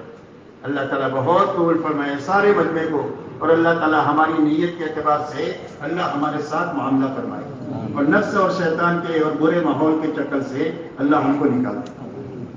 تو ایک تو میرے دوستوں ان کو ساتھیوں کو سامنے رکھ کر آپ کو 4 مہینے کی جماعتیں، چلوں کی جماعتیں، مہینے میں 3 دن کی جماعتیں، روزانہ کی محنت میں 2.5 گھنٹے کے لیے جماعتیں، آپ کو پورے مجمع کو سامنے رکھ کر وصول کرتے ہوئے بڑھاتے رہنا ہے۔ بات سمجھ میں آئی بھائی؟ کہ بھائی سمجھا سکا میں کہ نہیں سمجھا سکا؟ بات سمجھ میں آئی بات؟ تو ایک تو یہ کام یہ کرنا ہے۔ دوسرا کام میرے دوستوں یہ کرنا ہے کہ ہماری مسجد کے اطراف میں محنت کا ایسا مقام قائم کرنا ہے کہ جس کے نتیجے میں ہر فرد کے سامنے ایک تو اس کی محنت کا نفع سامنے آنا چاہیے، اور محنت میں جان پڑنی چاہیے، اور دعا میں طاقت بڑھنی چاہیے، محنت کا ایسا رخ قائم ہونا چاہیے۔ تو اس کا ایسا آسان رخ کیا ہے؟ فرمایا اس کا آسان رخ یہ ہے کہ اپنی مسجد کے اطراف میں جتنے ایمان والوں کے گھر ہیں اور اپنی مسجد میں جتنے کام کرنے والے ساتھی ہیں، ان ساتھیوں کو تقسیم کر کے آپ جمع کرائیں۔ سب کتابیں مہینے کے لیے بنا دے، چاہے 2 مہینے کے لیے بتا، روز بدلنا نہیں، ہر ہفتے میں نہیں بدلنا، بلکہ مہینہ بھر تو وہی ساتھی جانا چاہیے، بلکہ 2 مہینے تک 3 مہینے تک جانا چاہیے، تاکہ مانوس ہو جائیں گے تو کام کرنے میں آسانی ہو جائے گی۔ نیا آدمی جائے گا تو پھر وہی بات، نئے کرنے سے پانی کھودنا، تو اس لیے آپ جماعتیں بنا دیں۔ 12 ساتھی ہے، 12 ساتھیوں کی 2 کی آپ نے 6 جماعتیں بنا دی۔ آپ کی مسجد کے اطراف میں 300 مسلمانوں کے گھر ہیں، بلڈنگ کی شکل میں، چالی کی شکل میں، محلوں کی شکل میں، تو ان 600 گھروں کو یہ 6 جماعت پر آپ تقسیم کر دو، 300 جماعتیں، 300 گھروں کو، ہر جماعت کے حصے میں 50 گھر آئیں گے، کہ بھائی یہی آئیں گے، 50 گھر آئیں گے۔ یہ محنت کا رخ آپ ہر مسجد میں قائم کرو، اور اس میں کوشش یہ ہو کہ 1 مہینہ ہوتے ہوتے 100% گھر اور 100% افراد کی ملاقات ہو جانی چاہیے۔ 100% افراد، 100% گھروں کی ملاقات ہو جانی چاہیے۔ تو اس کے راستے سے تعمیری کام ہوگا۔ کیا کام ہوگا؟ تعمیری کام۔ ایک آدمی کی ملاقات آپ نے آج کیا، پھر 1 سال کے بعد اس کی ملاقات کرنے کے لیے آپ گئے، تو آپ بتاؤ اس ملاقات کا اثر باقی ہوگا کہ ظاہر ہو گیا ہوگا؟ لیکن ایک آدمی سے آج آپ ملے اور 1 مہینے کے بعد پھر دوبارہ ملنے کے لیے گئے، تو ملاقات کا اثر باقی ہوگا کہ ظاہر ہوگا؟ باقی ہوگا۔ اس کو چہرے بھی یاد ہوں گے کہ یہ لوگ ملنے کے لیے آئے تھے، اور اس کو بات بھی یاد آئے گی کہ بات انہوں نے کیا کیا تھا، وہ یاد آئے گی اس کو، اور اس کو اس کا اسلوب بھی یاد آئے گا کہ میں نے ان کے ساتھ کس معاملے سے پیش آیا تھا۔ اگر منہ بگاڑ کر کے ملا ہوگا تو اس میں تھوڑا سا فرق آئے گا دوسری مرتبہ آپ جب جاؤ گے۔ تیسری مرتبہ آپ جب جاؤ گے تو وہ اچھے منہ سے آپ سے ملے گا، 4تھی مرتبہ آپ جاؤ گے تو آپ کی بات کو سنے گا، 5ویں مرتبہ کہے گا آپ کے کام تو کرنے کا ہے، اور 6ٹھی ملاقات میں وہ آپ کے ساتھ ہو جائے گا، 3 دن میں، چلے میں، 4 مہینے میں۔ یہ تعمیری کام ہے۔ دوسرا میرے دوستوں نفع یہ ہوگا کہ 1 مہینہ ایک جماعت 50 گھروں پر کام کرے گی تو کام کا نفع ان کے سامنے آئے گا۔ ابھی تو 10 بھائیوں کی مشترکہ کھیتی ہے، معلوم ہی نہیں ہے کہ کیا ہو رہا ہے۔ بے ملاقاتوں کا نظام ہے، تم اس کی ملاقات کرو، ملا تو ٹھیک ہے، نہیں تو گھر چلے گئے۔ تم اس کی ملاقات کرو، یہ ملے تو ٹھیک ہے، نہیں تو گھر چلے گئے۔ اس طریقے سے محنت کا نفع سامنے نہیں آئے گا۔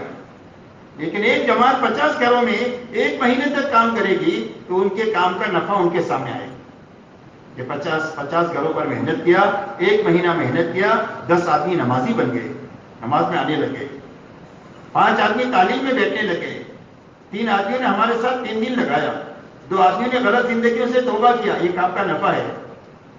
تو جب نفع کام کا ان کے سامنے آئے گا تو ان کی طبیعتیں کام پر چلے گی نہیں بلکہ دوڑے گی۔ آپ ان کو روکنا چاہو گے تو رکیں گے نہیں، اس لیے کہ آدمی کی طبیعت میں نفع کی طرف دوڑنا ہے۔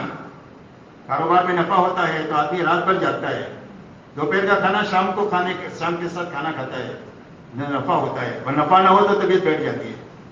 8 بجے دکان کھولنے کی ہوتی ہے تو سوچا 10 بجے کھولیں گے، کیا کون سی چیز بھاگ جاتی ہے۔ لیکن اگر نفع ہو تو آدمی جو ہے نشاط ہو جاتا ہے اس کو۔ تو اس طریقے سے ہر جماعت کو اپنا نفع سامنے آئے۔ اب میرے دوستوں، آپ نے جماعت بھی بنا دیا، گھروں کو بھی تقسیم کر دیا، اب کام کی کیا شکل ہو؟ کام کی شکل یہ ہو کہ روزانہ کسی ایک نماز کے بعد سارے ساتھی مل کے اگر کوشش کرے کہ مسجد کے سارے ساتھی آپ کے ساتھ مشورے میں شریک ہو جائے، چاہے کسی بھی کمیونٹی سے ان کا تعلق ہو، کسی بھی زبان سے تعلق ہو، کسی بھی رنگ روپ سے تعلق ہو، سارے ایمان والے آپس میں بھائی بھائی ہیں، تو بغیر کسی تفاوت کے سارے لوگوں کو اپنے ساتھ جوڑنے کی فکر کریں، اور سارے اس وقت میں جڑیں گے جب مشورے میں کم سے کم وقت ہم لگائیں گے بقدر ضرورت۔ جب لمبا مشورہ کریں گے تو لوگ چلے جائیں، تو ضرورت کے بقدر مشورے میں وقت لگانا۔ جب آپ نے ترتیب بنا دی ہوگی خروج کی بھی اور مقامی محنت کی بھی تو آپ کو مشورے میں زیادہ وقت نہیں لگے۔ اب مشورے میں آپ کو کیا کام کرنا ہے؟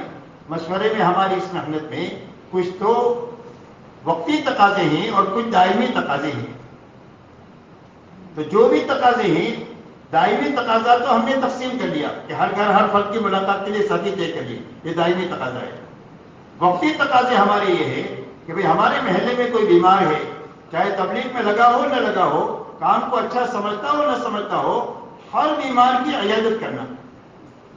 کسی کی میت ہو گئی ہے تو اس کی تعزیت کرنا، چاہے تبلیغ میں لگا ہو نہ لگا ہو، مسلمان ہے، تعزیت اس کا حق ہے، عیادت اس کا حق ہے۔ اس راستے سے کام ان تک جائے گا۔ کوئی اللہ کے راستے میں ہمارے محلے سے گیا ہوا ہے تو اس کے گھر والوں کی خیر خبر لینا، مرد ہیں تو مردوں کے راستے سے خیر خبر لینا، اور گھر میں صرف عورتیں ہیں تو اپنی سمجھدار عورتوں کے راستے سے ان کی گھر کی خیر خبر لینا۔ اور اگر کوئی تقاضے کی اس کی ضرورت ہو تو بغیر کسی کے کانوں خبر پڑے بغیر اس کو جو ہے کوشش کر کے پورا کر دینا ہے۔ جب ہم ان کی خیر خبر کریں گے اور آنے کے بعد میں جو ہے وہ گھر والے بتائیں گے کہ ہماری بیماری میں تو آپ کے ساتھیوں نے ہمارا خوب ہاتھ بٹایا، بچے کی بیماری میں ہماری ضرورت میں خوب ہاتھ بٹایا، تو یہ آدمی کام پر جمنے کا ذریعہ بن جائے۔ اور جب گھر کا حالات اس کو یہ ملیں گے کہ مجھے جماعت میں نکالنے کے بعد کسی نے وہاں دیکھا ہی نہیں اور ہمارے بچے بیمار بھی رہے اور پریشان بھی رہے، تو پھر آدمی کے لیے کام میں آپ کے ساتھ لگنا مشکل ہو۔ بات سمجھ میں آ رہی؟ اس لیے ہر گھر کی دیکھ بھال کرنا، اسی کے ساتھ میں اپنی مسجد میں جماعت آئی ہے، کمزور جماعت ہے تو اپنے ساتھیوں کو پورا دن ان کے ساتھ وقتاً فوقتاً جماعتیں بنا کر رکھ کر ان کو کام سکھانا، تعلیم کرنا سکھانا، تعلیمی گشت کرنا سکھانا، تشکیل سکھانا، وصولی سکھانا، عمومی گشت سکھانا، بات کرنا سکھانا، ان کے ساتھ اپنے ساتھی لگ کر ان کو کام سکھا کر اپنی مسجد سے بھیجیں۔ اگر مضبوط جماعت آئی ہے تو اپنے یہاں تقاضے ہیں بیرون جماعت بنانے کے، 4 مہینے کی جماعتوں کے، جن کی تشکیل ہم نہیں کر سکتے ہیں، یہ جماعتیں ان کی تشکیل کر لیں گی۔ کون کر لے گا؟ یہ جماعتیں ان کی تشکیل کی، اس لیے کہ وہ متاثر نہیں ہوتے کہ یہ بلڈر صاحب ہے کہ یہ فقیر صاحب ہے اور یہ شیخ صاحب ہے یا معمولی آدمی ہے، ان کے سامنے سب برابر ہے، ان کے سامنے سب برابر، سب کی تشکیل کر دیں، ان کے ذریعے سے اپنی تشکیلوں پر، اپنے تقاضوں پر قابو پانا۔ کوئی جماعت نکلنے والی ہے تو اس کو اصول کرنے میں تھکنا، اصول ہو گئی تو اس کو پوری طریقے سے روانگی سمجھانا۔ آپ نے صبح میں پوری روانگی سنی ہے، تو وہی باتیں اپنی 3 دن کی جماعتوں میں، چلے کی جماعتوں کو بھی سنا کر سمجھا کر کے ان کو بھیجنا۔ اسی لیے محنت کا یہ رخ ہمارے والوں نے قائم کیا ہے کہ بھئی جو مجلس سے ہوگی اس نوعیت کی ہوگی، تاکہ پورے صوبے میں بلکہ جہاں جہاں بھی ہماری جماعتیں جائے کام کا یہ صحیح رخ قائم ہو جائے، اس کے لیے مجلسوں کا یہ رخ دیا ہے۔ تو اس لیے ان کو اچھی طرح روانگی سمجھانا، ان کو روانہ کرنے کے لیے اسٹیشن تک جانا۔ جماعت کو اہتمام سے بھیجیں گے تو جماعت کام کر کے آئے گی کہ ہمارے پر بہت اہتمام سے ہم کو بھیجا ہے، واپس آئے تو استقبال کرنا، ان کی کارگزاری پوری اچھی طرح لینا، واپسی کی بات سمجھانا، اور پھر اس کے بعد ان کی دیکھ بھال کرنا کہ مقامی کام میں کبھی 1-2 دن کوئی ساتھی ناگاہ ہو تو اس کی خیر خبر لینا کہ بھئی وہ ساتھی جو ہے وہ کہاں ہے، کسی کو بیمار ہو گیا یا کیا وجہ ہو گئی، پوچھو جا کر۔ کوئی تانا تشریح نہیں کرنا کہ ایک چلے کا رنگ 2 دن میں اتر گیا، اس قسم کی بات نہیں کرنا، بلکہ جا کر کے کہنا کہ بھئی نہیں آئے تھے آپ، کوئی تکلیف تو نہیں ہے، کوئی تقاضا تو نہیں ہے، کوئی کام ہو تو بتاؤ ہم کو، ہم آپ کی تعاون کریں گے۔ اس راستے سے اپنے ساتھیوں کو سنبھالنا، جو ایک مرتبہ تھوڑا بھی وقت لگایا ہو وہ ضائع نہیں ہونا چاہیے۔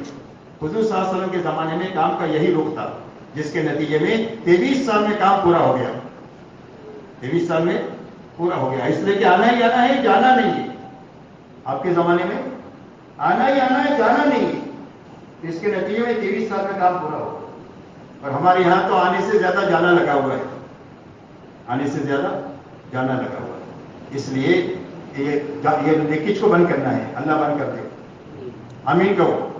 یہ جانے کے جو لیکیج ہے نا یہ بند ہو جائے، آنا ہی آنا رہے، نئے لوگ آئے، پرانے کام میں آگے بڑھے، محنت میں آگے بڑھے، یہاں تک کہ ایک منزل تک جا کر کے اللہ تعالیٰ کام کرتے ہوئے اور اپنی آنکھوں کو ٹھنڈا کرتے ہوئے، چاہے دنیا میں جیتے ہوئے یا قبر میں اللہ تعالیٰ پہنچا دے ہوئے خبر کہ کام ہو گیا دنیا میں۔ اس لیے میرے دوستو، یہ ہر آنے والا جمع وقت لگا کر آنے والے ساتھیوں پر پورا دھیان دینا، کوئی ساتھی بھی ضائع نہیں ہونا چاہیے۔ تو ایک تو یہ تقاضے ہیں، یہ وقتی تقاضے ہیں، اور دائمی تقاضا ہر گھر ہر فرد کی ملاقات ہے۔ ملاقات میں پہلی بات یہ ہے کہ سارے لوگوں سے اپنے دل کو صاف کر کے جانا ہے۔ ہمارا کوئی مخالف نہیں ہے، کسی مسلمان کو اپنا مخالف سمجھو ہی نہیں، اس لیے کہ ہمارے یہاں مخالفت کی کوئی بنیاد ہی نہیں ہے ہماری تبلیغ میں کہ بھئی کوئی ہے بنیاد، 6 نمبر آپ دیکھ لو کسی چیز کو سے امت کے کسی آدمی کو کوئی اختلاف نہیں ہو سکتا. تو یہ سب سے دلوں کو صاف کر کے سب کے پاس جانا. کیا چیز لے کر کے جانا؟ جو آپ نے مسجد میں کام کے تقاضے سوچے ہیں، 4 مہینے کی جماعتوں کے، جلدوں کی جماعتیں کے، ہر مہینے میں 3 دن کی، ہر ہفتے میں جماعتوں کے نکالنے کے جو تقاضے آپ نے سوچے ہیں، ان تقاضوں کو پورا کرنے کی نیت سے لوگوں کے پاس جانا. جب ذہنوں میں کام ہوگا تو بعد میں وزن پیدا ہو جائے گا، اور جب دل صاف ہوگی تو میٹھی بات زبان سے نکلے گی جو اس کے دل تک پہنچ جائے گی. اس لیے ہر فرد سے ملنا اور ہر گھر کی ملاقات کرنا. جو 6 دن میں نہیں مل سکے، چھٹی کے دن تھوڑا سا وقت بڑھا کر 2.5 گھنٹے کے بجائے آپ نے 4 گھنٹہ 6 گھنٹہ کر کے ان کی ملاقات 1 مہینہ ہوتے ہوتے مکمل کر لینا.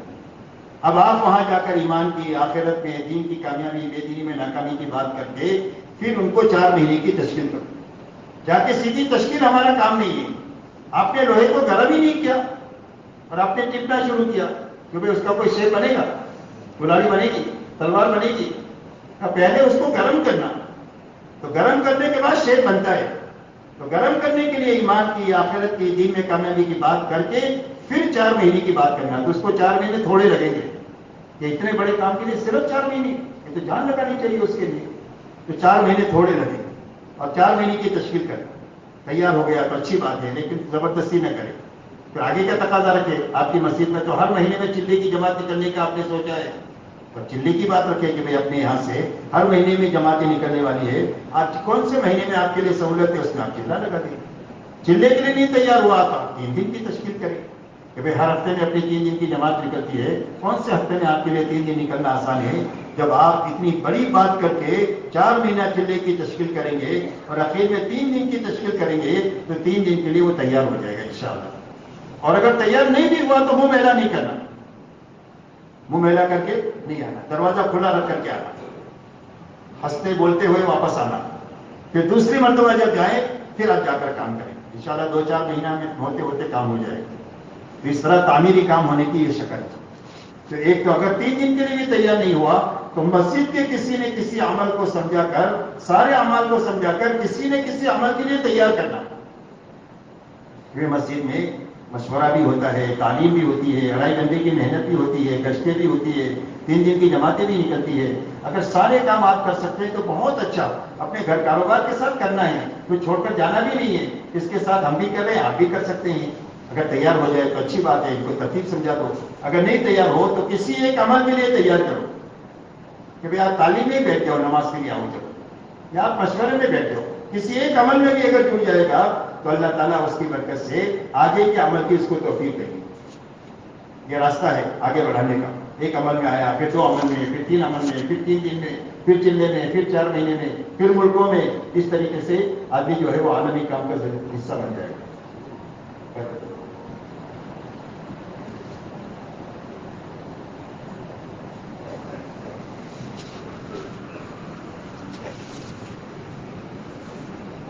اس لیے اس طریقے سے میرے دوستوں ان تقاضوں کو پورا کرنے کے لیے روزانہ 8 گھنٹے کی نیت سے 2.5 گھنٹہ لگانا ہے. کیوں بھائی کون کون لگائیں گے؟ ماشاءاللہ گاڑی دیکھ کر لگائی ہو. 2.5 گھنٹے میں کتنی منٹ ہوتی ہے؟ حساب آتا ہے کہ بھول گئے؟ 150 منٹ. 150 منٹ لگانے کی نیت کرو کہ انشاءاللہ 2.5 گھنٹہ پورا لگائیں گے. اور 2.5 گھنٹہ لگانے کا نفع میرے دوستوں یہ ہوگا کہ جب آپ کسی ملاقات میں جائیں گے، اگر وہ نہیں ملا تو آپ گھر نہیں جائیں گے. اس لیے تو آپ کو تو 2.5 گھنٹہ پورا لگانا ہے. تو آپ اس کو تلاش کریں گے کہ یہ کہاں ملے گا. تو گھر والوں نے کہا کہ بھائی فلانی مارکیٹ میں ہماری دکانیں وہاں ملیں گی. اب قریب ہے تو پیدل چل گئے پسینہ بہاتے ہوئے، اور اگر دور ہے تو سائیکل، رکشا یا اپنی گاڑی لے کر کے چلے گئے. پیسہ بھی لگ گیا، جان بھی لگ گئی. پھر اس کے بعد وہاں پہنچے تو معلوم ہوا کہ ابھی یہاں سے نکل گئے ہیں، فلانی جگہ دوستوں میں ملیں گے. تو آپ وہاں سے گھر نہیں جائیں گے، اس لیے کہ آپ کو 2.5 گھنٹہ تھکنا ہے. تھکنا کام ہے ہماری محنت میں. تو آپ جو ہے نا وہاں چلے گئے. آپ ان سے کہیں گے کہ بھئی ہم تو آپ کے پاس ملاقات کے لیے گھر پر بھی گئے تھے، پڑھائی کے انداز میں نہیں، خوشامد انداز میں آپ کی ملاقات کے لیے گھر گئے تھے. معلوم ہوا کہ آپ دکان پر ہوں گے، دکان پر گئے تھے، لیکن ملاقات نہیں ہوئی. الحمدللہ یہاں ملاقات ہوئی. جب اس کو معلوم ہوگا کہ آپ 3 جگہ دھکا کھا کر یہاں پہنچے ہیں، کہ بھائی آپ کا وقار اس کے دل میں بڑھے گا کہ نہیں؟ وہ کہے گا اس سے بڑے خیر کا دنیا میں میرے کوئی نہیں. بغیر کچھ لیے میرے پیچھے تھک رہے ہیں، اور اس آپ کی بات میں وزن پیدا ہو جائے گا تھکنے کی برکت سے، اور سامنے والے کے اندر میں بات کے قبول کرنے کی استعداد پیدا ہو جائے گی آپ کے تھکنے کی برکت سے۔ اس لیے کام کے ہونے کا یہ اصل طریقہ ہے کہ اپنے آپ کو 2.5 گھنٹے میں تھکانا۔ آپ 2.5 گھنٹہ لوگوں کی ملاقات کے لیے تھکتے رہے، 10 آدمیوں کے پاس گئے، 10 آدمی میں سے کوئی بھی نہیں ملا، آپ نے مسجد میں آ کر 2 رکعت نماز پڑھ کر اللہ سے مانگا، تو آپ کے یہ 2.5 گھنٹے کسی کے نہ ملنے کے باوجود بھی آپ کو اللہ سے اتنا قریب کر دیں گے کہ جس کا میں اور آپ تصور نہیں کر سکتے۔ اس لیے میرے دوستو اس طریقے سے یہ بڑا فائدہ ہوگا۔ طے کریں کہ انشاءاللہ 2.5 گھنٹہ اس طریقے سے لگائیں گے انشاءاللہ۔ اسی کے ساتھ میں میرے دوستو تیسرا کام جو ہے وہ مسجد کی تعلیم ہے۔ یہ مسجد کی تعلیم بہت بڑا عمل ہے۔ اچھا آدمی جو اچھا پڑھ سکتا ہے، صاف پڑھ سکتا ہے، وہ تعلیم کرائے، حدیث کو 2 مرتبہ 3 مرتبہ پڑھے، فائدے کو 1 مرتبہ پڑھے۔ ہماری تعلیم کی کتابیں فضائل اعمال ہے اور فضائل صدقات ہے، یہ دونوں کتابیں ہماری مسجد کی تعلیم کی بھی ہے، گھر کی تعلیم کی بھی ہے، اور نکلنے کے زمانے میں بھی تعلیم کی یہ دونوں کتابیں ہیں، اس لیے اس میں سے پڑھنا۔ اور تعلیم کا حلقے کی مثال ایسی ہے جیسے گولی، آدمی گولی کھاتا ہے تو پیٹ میں جاتی ہے، لیکن اثر کہاں کرتی ہے؟ سر میں درد ہے تو یہ اثر کرے گی، اور گھٹنے میں درد ہے تو یہ اثر کرے گی۔ ایسا یہ تعلیم کا حلقہ ہے۔ ہماری زندگیوں کے بگاڑ تعلیم کی برکت سے دور ہوں گے۔ ایمان میں کھوٹ ہے تو تعلیم کی برکت سے دور ہو جائے گی۔ نماز کی سستی، گھروں کے جھگڑے، دلوں میں ریاکاری اور امت کے درد و غم کا نہ ہونا، یہ ساری بیماریاں ختم ہو کر کے ساری اچھائیاں اور دین کے اندر میں کمال پیدا ہوگا، وہ دعوت کے راستے سے اور تعلیم کے راستے سے پیدا ہوگا۔ اس لیے اپنے آپ کو محتاج سمجھ کر عمل کی نیت سے پابندی کے ساتھ بیٹھنا۔ جب کسی پودے کو روز پانی ڈالا جاتا ہے تو پودا روز بڑھتا ہے۔ تو ایمانیات کا تعلق فضائل سے ہے۔ جب فضائل کی تعلیم میں روز بیٹھیں گے تو روز ہمارے ایمان کے پودے کو پانی پہنچے گا، ایمان بڑھے گا، یقین بڑھے گا، جتنا یقین بڑھے گا اتنا زندگی میں نکھار آئے گا۔ اس کے لیے پابندی کے ساتھ بیٹھنا۔ کیوں میں بیٹھیں گے سارے؟ کون کون بیٹھیں گے؟ اللہ بہت اسی کے ساتھ میں میرے دوستو اپنے گھر کی تعلیم شروع کرنی ہے، اور شروع ہے تو اس کو اچھے سے اچھی طرح کرنا ہے اور محبت کے ساتھ کرنا ہے۔ گھر کے ماحول کو بنانے کے لیے 2 چیزیں ہیں، ایک تو محبت ہے اور ایک تعلیم کا حلقہ ہے۔ جب محبت سے کریں گے تو 2-3 مہینہ ہوتے ہوتے کام ہو جائے گا۔ ڈانٹ ڈپٹ سے کریں گے تو آپ رہیں گے تو تعلیم ہوگی، آپ رہیں گے نہیں تو تعلیم نہیں ہوگی۔ اس لیے ڈانٹ ڈپٹ سے کوئی کام نہیں ہوتا، محبت سے کام ہوتا ہے۔ اور گھر کا ماحول میرے دوستوں دینی بنانا بہت ضروری ہے اپنی نسلوں میں کام کے باقی رہنے کے لیے، ورنہ تو ہم مر جائیں گے تو تبلیغ بھی ہمارے ساتھ، قبر میں ہمارے ساتھ چلی جائے۔ اس لیے اپنے گھر کا ماحول بننا چاہیے، ہماری بیوی، ہمارے بچے، ہمارے بیٹے بیٹیاں، ہماری بہویں، سارے ہمارے لیے معاون بننی چاہیے۔ ہمارے استاد ہمارے استاد تھے، ابھی بھی اللہ حیات کے میں عافیت کے ساتھ برکت عطا فرمائے، وہ فرماتے ہیں کہ عورت اپنی زندگی میں 2 مرتبہ جوان ہوتی ہے۔ ایک تو باپ کے ساتھ نہیں ہوتے، گھر میں جھگڑا ہو جائے تو بچے ماں کے ساتھ رہیں گے، باپ کے ساتھ نہیں۔ اب اس کو آپ کی میری ضرورت نہیں ہے، بڑے بچے ہو گئے، تو اب بچوں کو یہ کہی تھی کہ تیرے باپ نے ہم سب کو برباد کیا، ہمیشہ گھومتا ہی رہا، اس کو مسجد میں چھوڑ کر آؤ، اپن کھانا پہنچاتے رہیں گے اور مرے گا تو اپنے قبرستان میں دفن کر دیں گے۔ بچے اس کے ساتھ ہیں، وہ پوری طاقتور ہے۔ اس لیے پہلے دن سے اپنے گھر کا ماحول بنانا ضروری ہے۔ ایک مرتبہ ہمارے یہاں ابو کی جماعت آئی تھی، اس میں مدینہ منورہ کے ساتھی تھے، ایک بڑی عمر کے ساتھی تھے۔ تو بات کرتے کرتے میں نے ان سے یہ بات کہی تو ایک بڑے عرب نے اٹھ کر میری پیشانی کو بوسہ دے دیا، بولے ہم اپنے گھر میں بے گھر ہیں آج کی تاریخ میں، اس لیے کہ شروع میں ماحول نہیں بنایا تو اب ہمارا حال ایسا ہی ہے جیسا تو کہہ رہا ہے۔ بات سمجھ میں آ رہی ہے؟ اس لیے اپنے گھر کا ماحول بنانے کے لیے اچھی طرح تعلیم کرنا، جتنی گھر والوں کی بشاشت ہو اتنا شروع کرو، پھر آہستہ آہستہ جیسا شوق بڑھے اتنا بڑھاؤ، محبت کے ساتھ کرو۔ کبھی بچے کھیل کود کرے تو ابھی گھبراؤ مت، ان کو کھیل کود کرنے دو، تھوڑا پیار سے بٹھا دو، ڈانٹ ڈپٹ نہیں، ڈانٹ ڈپٹ سے کام نہیں ہوتا، محبت سے کام ہو جاتا ہے۔ محبت سے انشاءاللہ جس طرح ایک نئے آدمی کو ہم سنبھالتے ہیں ایسا اپنے گھر والوں کے وہ پیار محبت سے سنبھالنا، انشاءاللہ 2-3 مہینے میں کام ہو جائے گا، زیادہ وقت نہیں لگے گا، اللہ نے اتنی طاقت رکھی۔ انشاءاللہ اچھی تعلیم ہو گئی تو ہمارے گھر کی فضا بن جائے گی، عبادت کی، تعلیم کی، ذکر کی، تلاوت کی، سادگی کی، حیا کی، یہ ساری چیزیں ہمارے گھروں میں تعلیم کے برکت سے آ جائیں گی۔ حضرت جی رحمۃ اللہ علیہ فرماتے تھے کہ تمہارے گھروں میں جو بے دینی کے سراغ کھلے ہوئے ہیں وہ تعلیم کی برکت سے بند ہو جائیں گے. اتنا بڑا عمل ہے. اپنے گھروں میں تعلیم کے عمل کو چالو کریں. کیوں بھائی کریں گے انشاءاللہ. اسی کے ساتھ میں میرے دوستو ہمارا چوتھا عمل جو ہے وہ 2 گشت ہے. ایک مقامی گشت ہے اور ایک بیرونی گشت ہے. مقامی گشت ہو یا بیرونی گشت ہو، یہ حضور صلی اللہ علیہ وسلم کی محنت کے بہت زیادہ قریب عمل ہے اور بہت طاقتور عمل ہے. پورے قرآن کو عمل کے ساتھ زندہ کرنے کی طاقت اللہ نے ان گشتوں میں رکھی ہے. آپ انداز لگائے دنیا میں جو زندہ ہو رہا ہے قرآن، یہ گشتوں کی برکت سے زندہ ہو رہا ہے. ایک جماعت گشت کے لیے جاتی ہے، بالکل ان پڑھ ہے، صرف چند صورتیں ان کو یاد ہے، لیکن وہ جا کر کے خوشامد کر کے ایک بے نمازی کو مسجد میں لے آتے ہیں. خوشامد کر مسجد میں آ گیا، وضو کیا تو وضو کی آیت زندہ ہو گئی، یا ایھا الذین آمنوا اذا قمتم الی الصلاۃ والی الی آخر الآیۃ. پھر نماز پڑھی تو اقیموا الصلاۃ والی آیت زندہ ہو گئی. قرآن میں جتنی جگہ اقیموا الصلاۃ ہے اس کی زندگی میں زندہ ہو گئی عملی طور پر. وہ بھی نہیں جانتا پڑھنا، جانے والے بھی نہیں جانتے. پھر رکوع کیا تو رکوع کرنے والوں کے ساتھ رکوع کرنے والی آیت زندہ ہو گئی. قرآن پڑھا تو فقرؤ ما تیسر من القرآن والی آیت زندہ ہو گئی.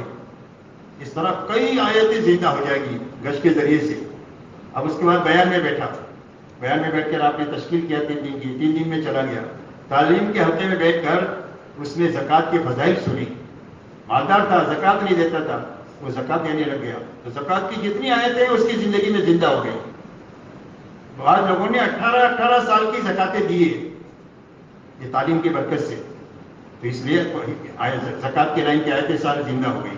ماں باپ کی نافرمانی کرتا تھا، ماں باپ کی فرما برداری کی باتیں سنی، آ کر ماں کی گود میں سر رکھ کر رویا دھویا، اپنی غلطی کی معافی مانگی اور ماں سے گناہ کے اپنی غلطیوں کو معاف کرا دیا اور ماں کے ساتھ محبت کے ساتھ جینے لگ گیا. تو قرآن میں جتنی جگہ بر الوالدین کا حکم ہے وہ ساری آیتیں زندہ ہو گئی. اس طرح میرے دوستوں جیسے ایک ایک آیت امت میں زندہ ہوگی یہ گشتوں کی برکت سے ہوگی. اس لیے اپنے مقامی گشت کو قربانی کے ساتھ کرنا. موقع ملا تو کیا، نہیں تو چھوڑ دیا، جی چاہا تو کیا، نہیں چاہا تو چھوڑ دیا. اس طریقے سے کام نہیں ہوتا. ہر حال میں اپنا مقامی گشت ناکا نہیں ہونا چاہیے. دوسرا فکروں کے ساتھ گشت کرنا. امت کے اندر میں دین کے مٹنے کا غم ہو، دین کے زندہ کرنے کی فکر ہو، اس فکر کے ساتھ کرنا. یہاں تک کہ ہماری مسجد کے اطراف میں سال میں 6 مہینے میں 2 سال میں 100% نماز کی فضا بننی چاہیے.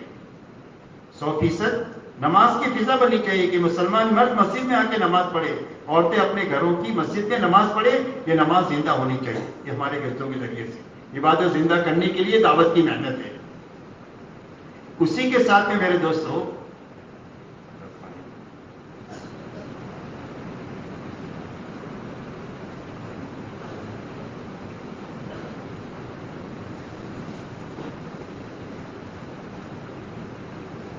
دوسرا ہمارے گشت کے ذریعے سے نقد جماعت نکلے. اس کو رواج دینا چاہیے کہ ہر گشت سے چاہے 3 دن کی جماعت نکلے لیکن نقد جماعت نکلے. یہ 2 کام ہونے چاہیے. ایک نماز کی فضا بننی چاہیے گشت کے ذریعے سے اور ایک جماعت نقد نکلنا چاہیے ہمارے گشتوں کے ذریعے سے. اسی کے ساتھ میں ہمارے مہینے کے کیلنڈر میں 27 دن کا کیلنڈر. کیوں بھائی کتنے دن کا کیلنڈر؟ کتنے دن کا؟ 30 دن کا. ابھی تو 32 دن کا کیلنڈر ہم تو بناتے ہیں. 30 دن ہے لیکن 60 دن کا کام سوچ کے رکھتے ہیں. اس لیے ہمارا کیلنڈر 27 دن کا کہ 27 دن اپنے گھر کاروبار کو حلال طریقے سے ان اعمال کے ساتھ کرتے ہوئے ہم کریں گے. اور 3 دن اللہ کے راستے میں اپنی جماعت بنا کر کے جائیں گے. کیا کر کے جائیں گے؟ 3 دن اپنی جماعت بنا کر کے جائیں گے. 27 دن محنت کر کے ہر پرانا اپنی جماعت مسجدوار جماعت کے ساتھ مل کر بنانا چاہیے. جب اپنی جماعت بنا کر جائیں گے تو جماعت کو بنا کر لائیں گے. جیسے شروع بات میں کہا تھا آدمی بنانا، تو آدمی بنانے کا راستہ یہ ہے کہ آپ 27 دن محنت کر کے نئے نئے لوگوں کو اپنے ساتھ لے کر جائیں. کھلا کر پلا کر اخلاق کے ساتھ دوستی کر کے جس راستے سے بھی آپ کر سکتے ہیں.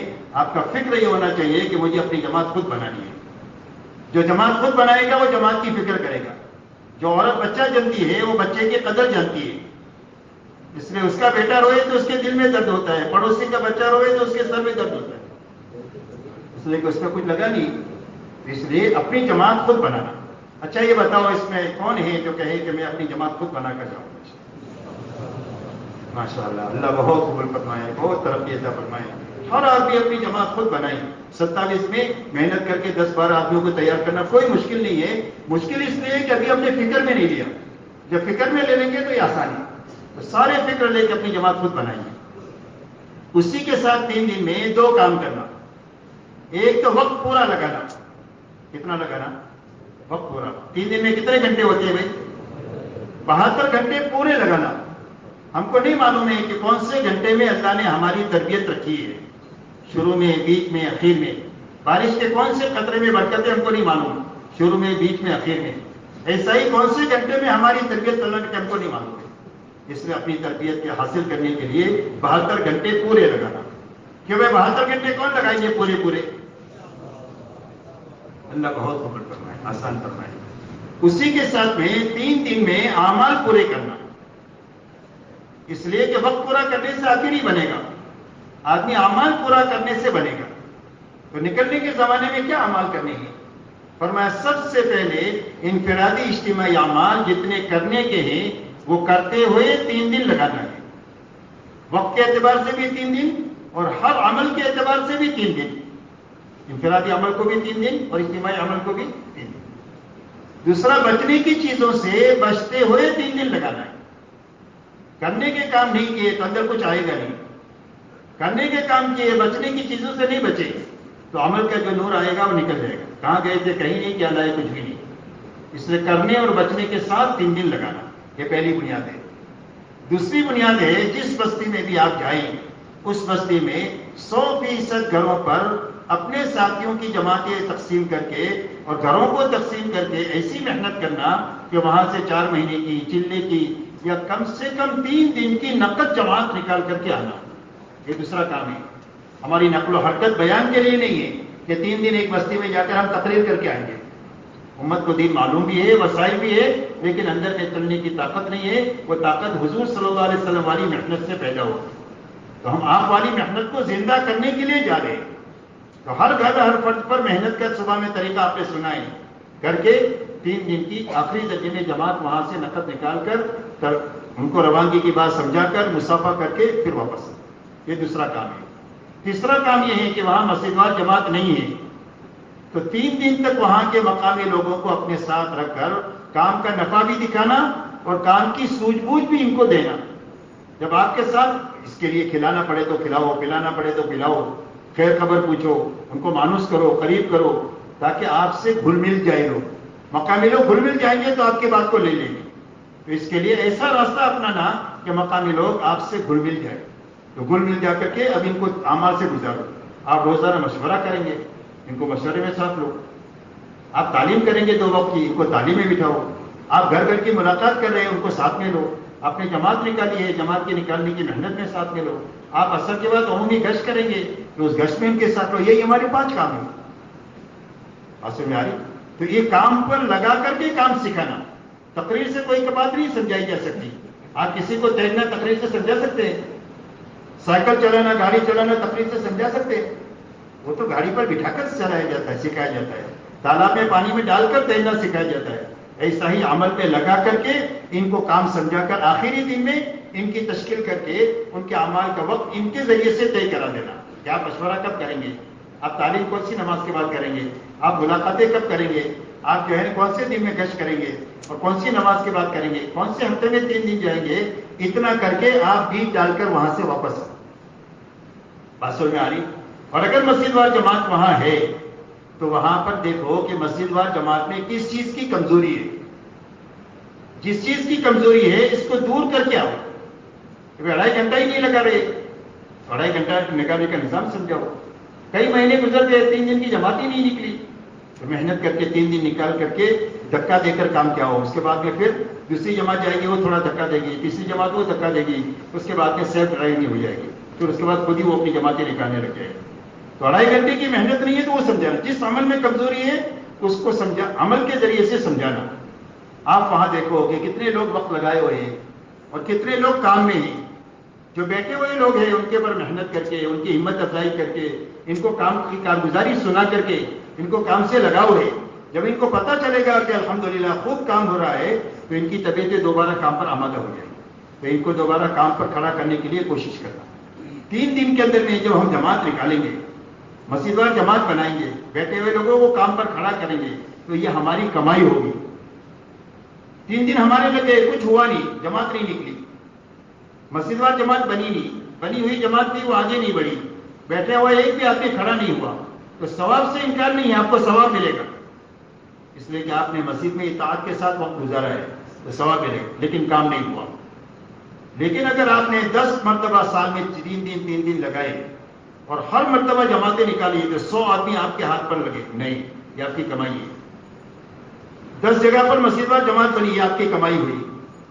25-50 آدمی مقام، وہ 25-50 آدمی بیٹھے ہوئے کام پر لگے 10 مہینوں میں، یہ آپ کی کمائی ہوئی، یہ ہماری کمائی ہے جو ہمیں قیامت تک ہم کو پہنچاتے رہے۔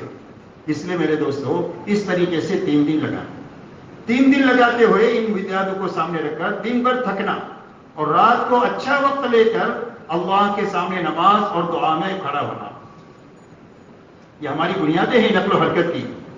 اس لیے کہ نقل و حرکت کی مثال ایک برتن کی ہے، تو خالی برتن کی کوئی قیمت نہیں ہوتی، بسلری کا بوتل ہے، پانی نہیں ہے، یہ اس کی کوئی قیمت ہے؟ اور پانی ہے تو 15 روپیہ ہے، دودھ ہے تو 50 روپیہ ہے، شہد ہے تو 500 روپیہ ہے، چاندی ہے تو سینکڑوں روپیہ ہے، سونا ہے تو لاکھوں روپیہ ہے۔ تو ضرب کی قیمت مصروف کی وجہ سے ہوتی ہے، ضرب کہتے ہیں برتن کو اور مصروف کہتے ہیں اس میں جو ہوتا ہے اسے۔ ایسا ہی ہماری جو نقل و حرکت ہے اس کی مثال برتن کی ہے، اس کے اندر کی روح کیا ہے؟ کہ ان کے اندر کی روح دعوت اور دعا ہے۔ اس کی روح کیا ہے؟ دعوت اور دعا، لیکن دعوت اور دعا جہالت کے ساتھ نہیں، غفلت کے ساتھ نہیں، بلکہ علم اور ذکر کے ساتھ۔ اس کے ساتھ علم اور ذکر کے ساتھ، ایسا ہی منمانی کے ساتھ نہیں، قربانی کے ساتھ، کہ جی چاہا تو کیا، جی نہیں چاہا تو نہیں کیا۔ تو منمانی سے کبھی آدمی نہیں بنتا، یاد رکھو۔ ہمارے مولانا ابراہیم صاحب دعوت برکاتہ ہمیشہ عربوں سے یہ فرماتے تھے، هذا الخروج ليس من البيت الى المسجد ومن المسجد الى البيت وانما هذا الخروج من الهوى الى الهدى۔ فرماتے تھے گھر سے مسجد آنے کا اور ایک گاؤں سے دوسرے گاؤں جانے کا ہمارا یہ خروج اس کا نام نہیں ہے، بلکہ یہ نکلنا منمانی سے نکل کر ہدایت پر آنے کا نام خروج ہے۔ اس لیے کہ منمانی سے زندگی بھر تبلیغ کرے گا آدمی تو بنے گا نہیں، آدمی کے بننے کا راستہ مجاہدہ ہے، اور مجاہدہ یہ ہے کہ اللہ کے حکم کو پورا کرنے کے لیے، حضور صلی اللہ علیہ وسلم کی سنت پر عمل کرنے کے لیے اور دعوت کے تقاضوں کو پورا کرنے کے لیے اپنی جی چاہی کو چھوڑنا، اپنی دنیاوی تقاضوں کو آگے پیچھے کرنا، اس کا نام قربانی ہے۔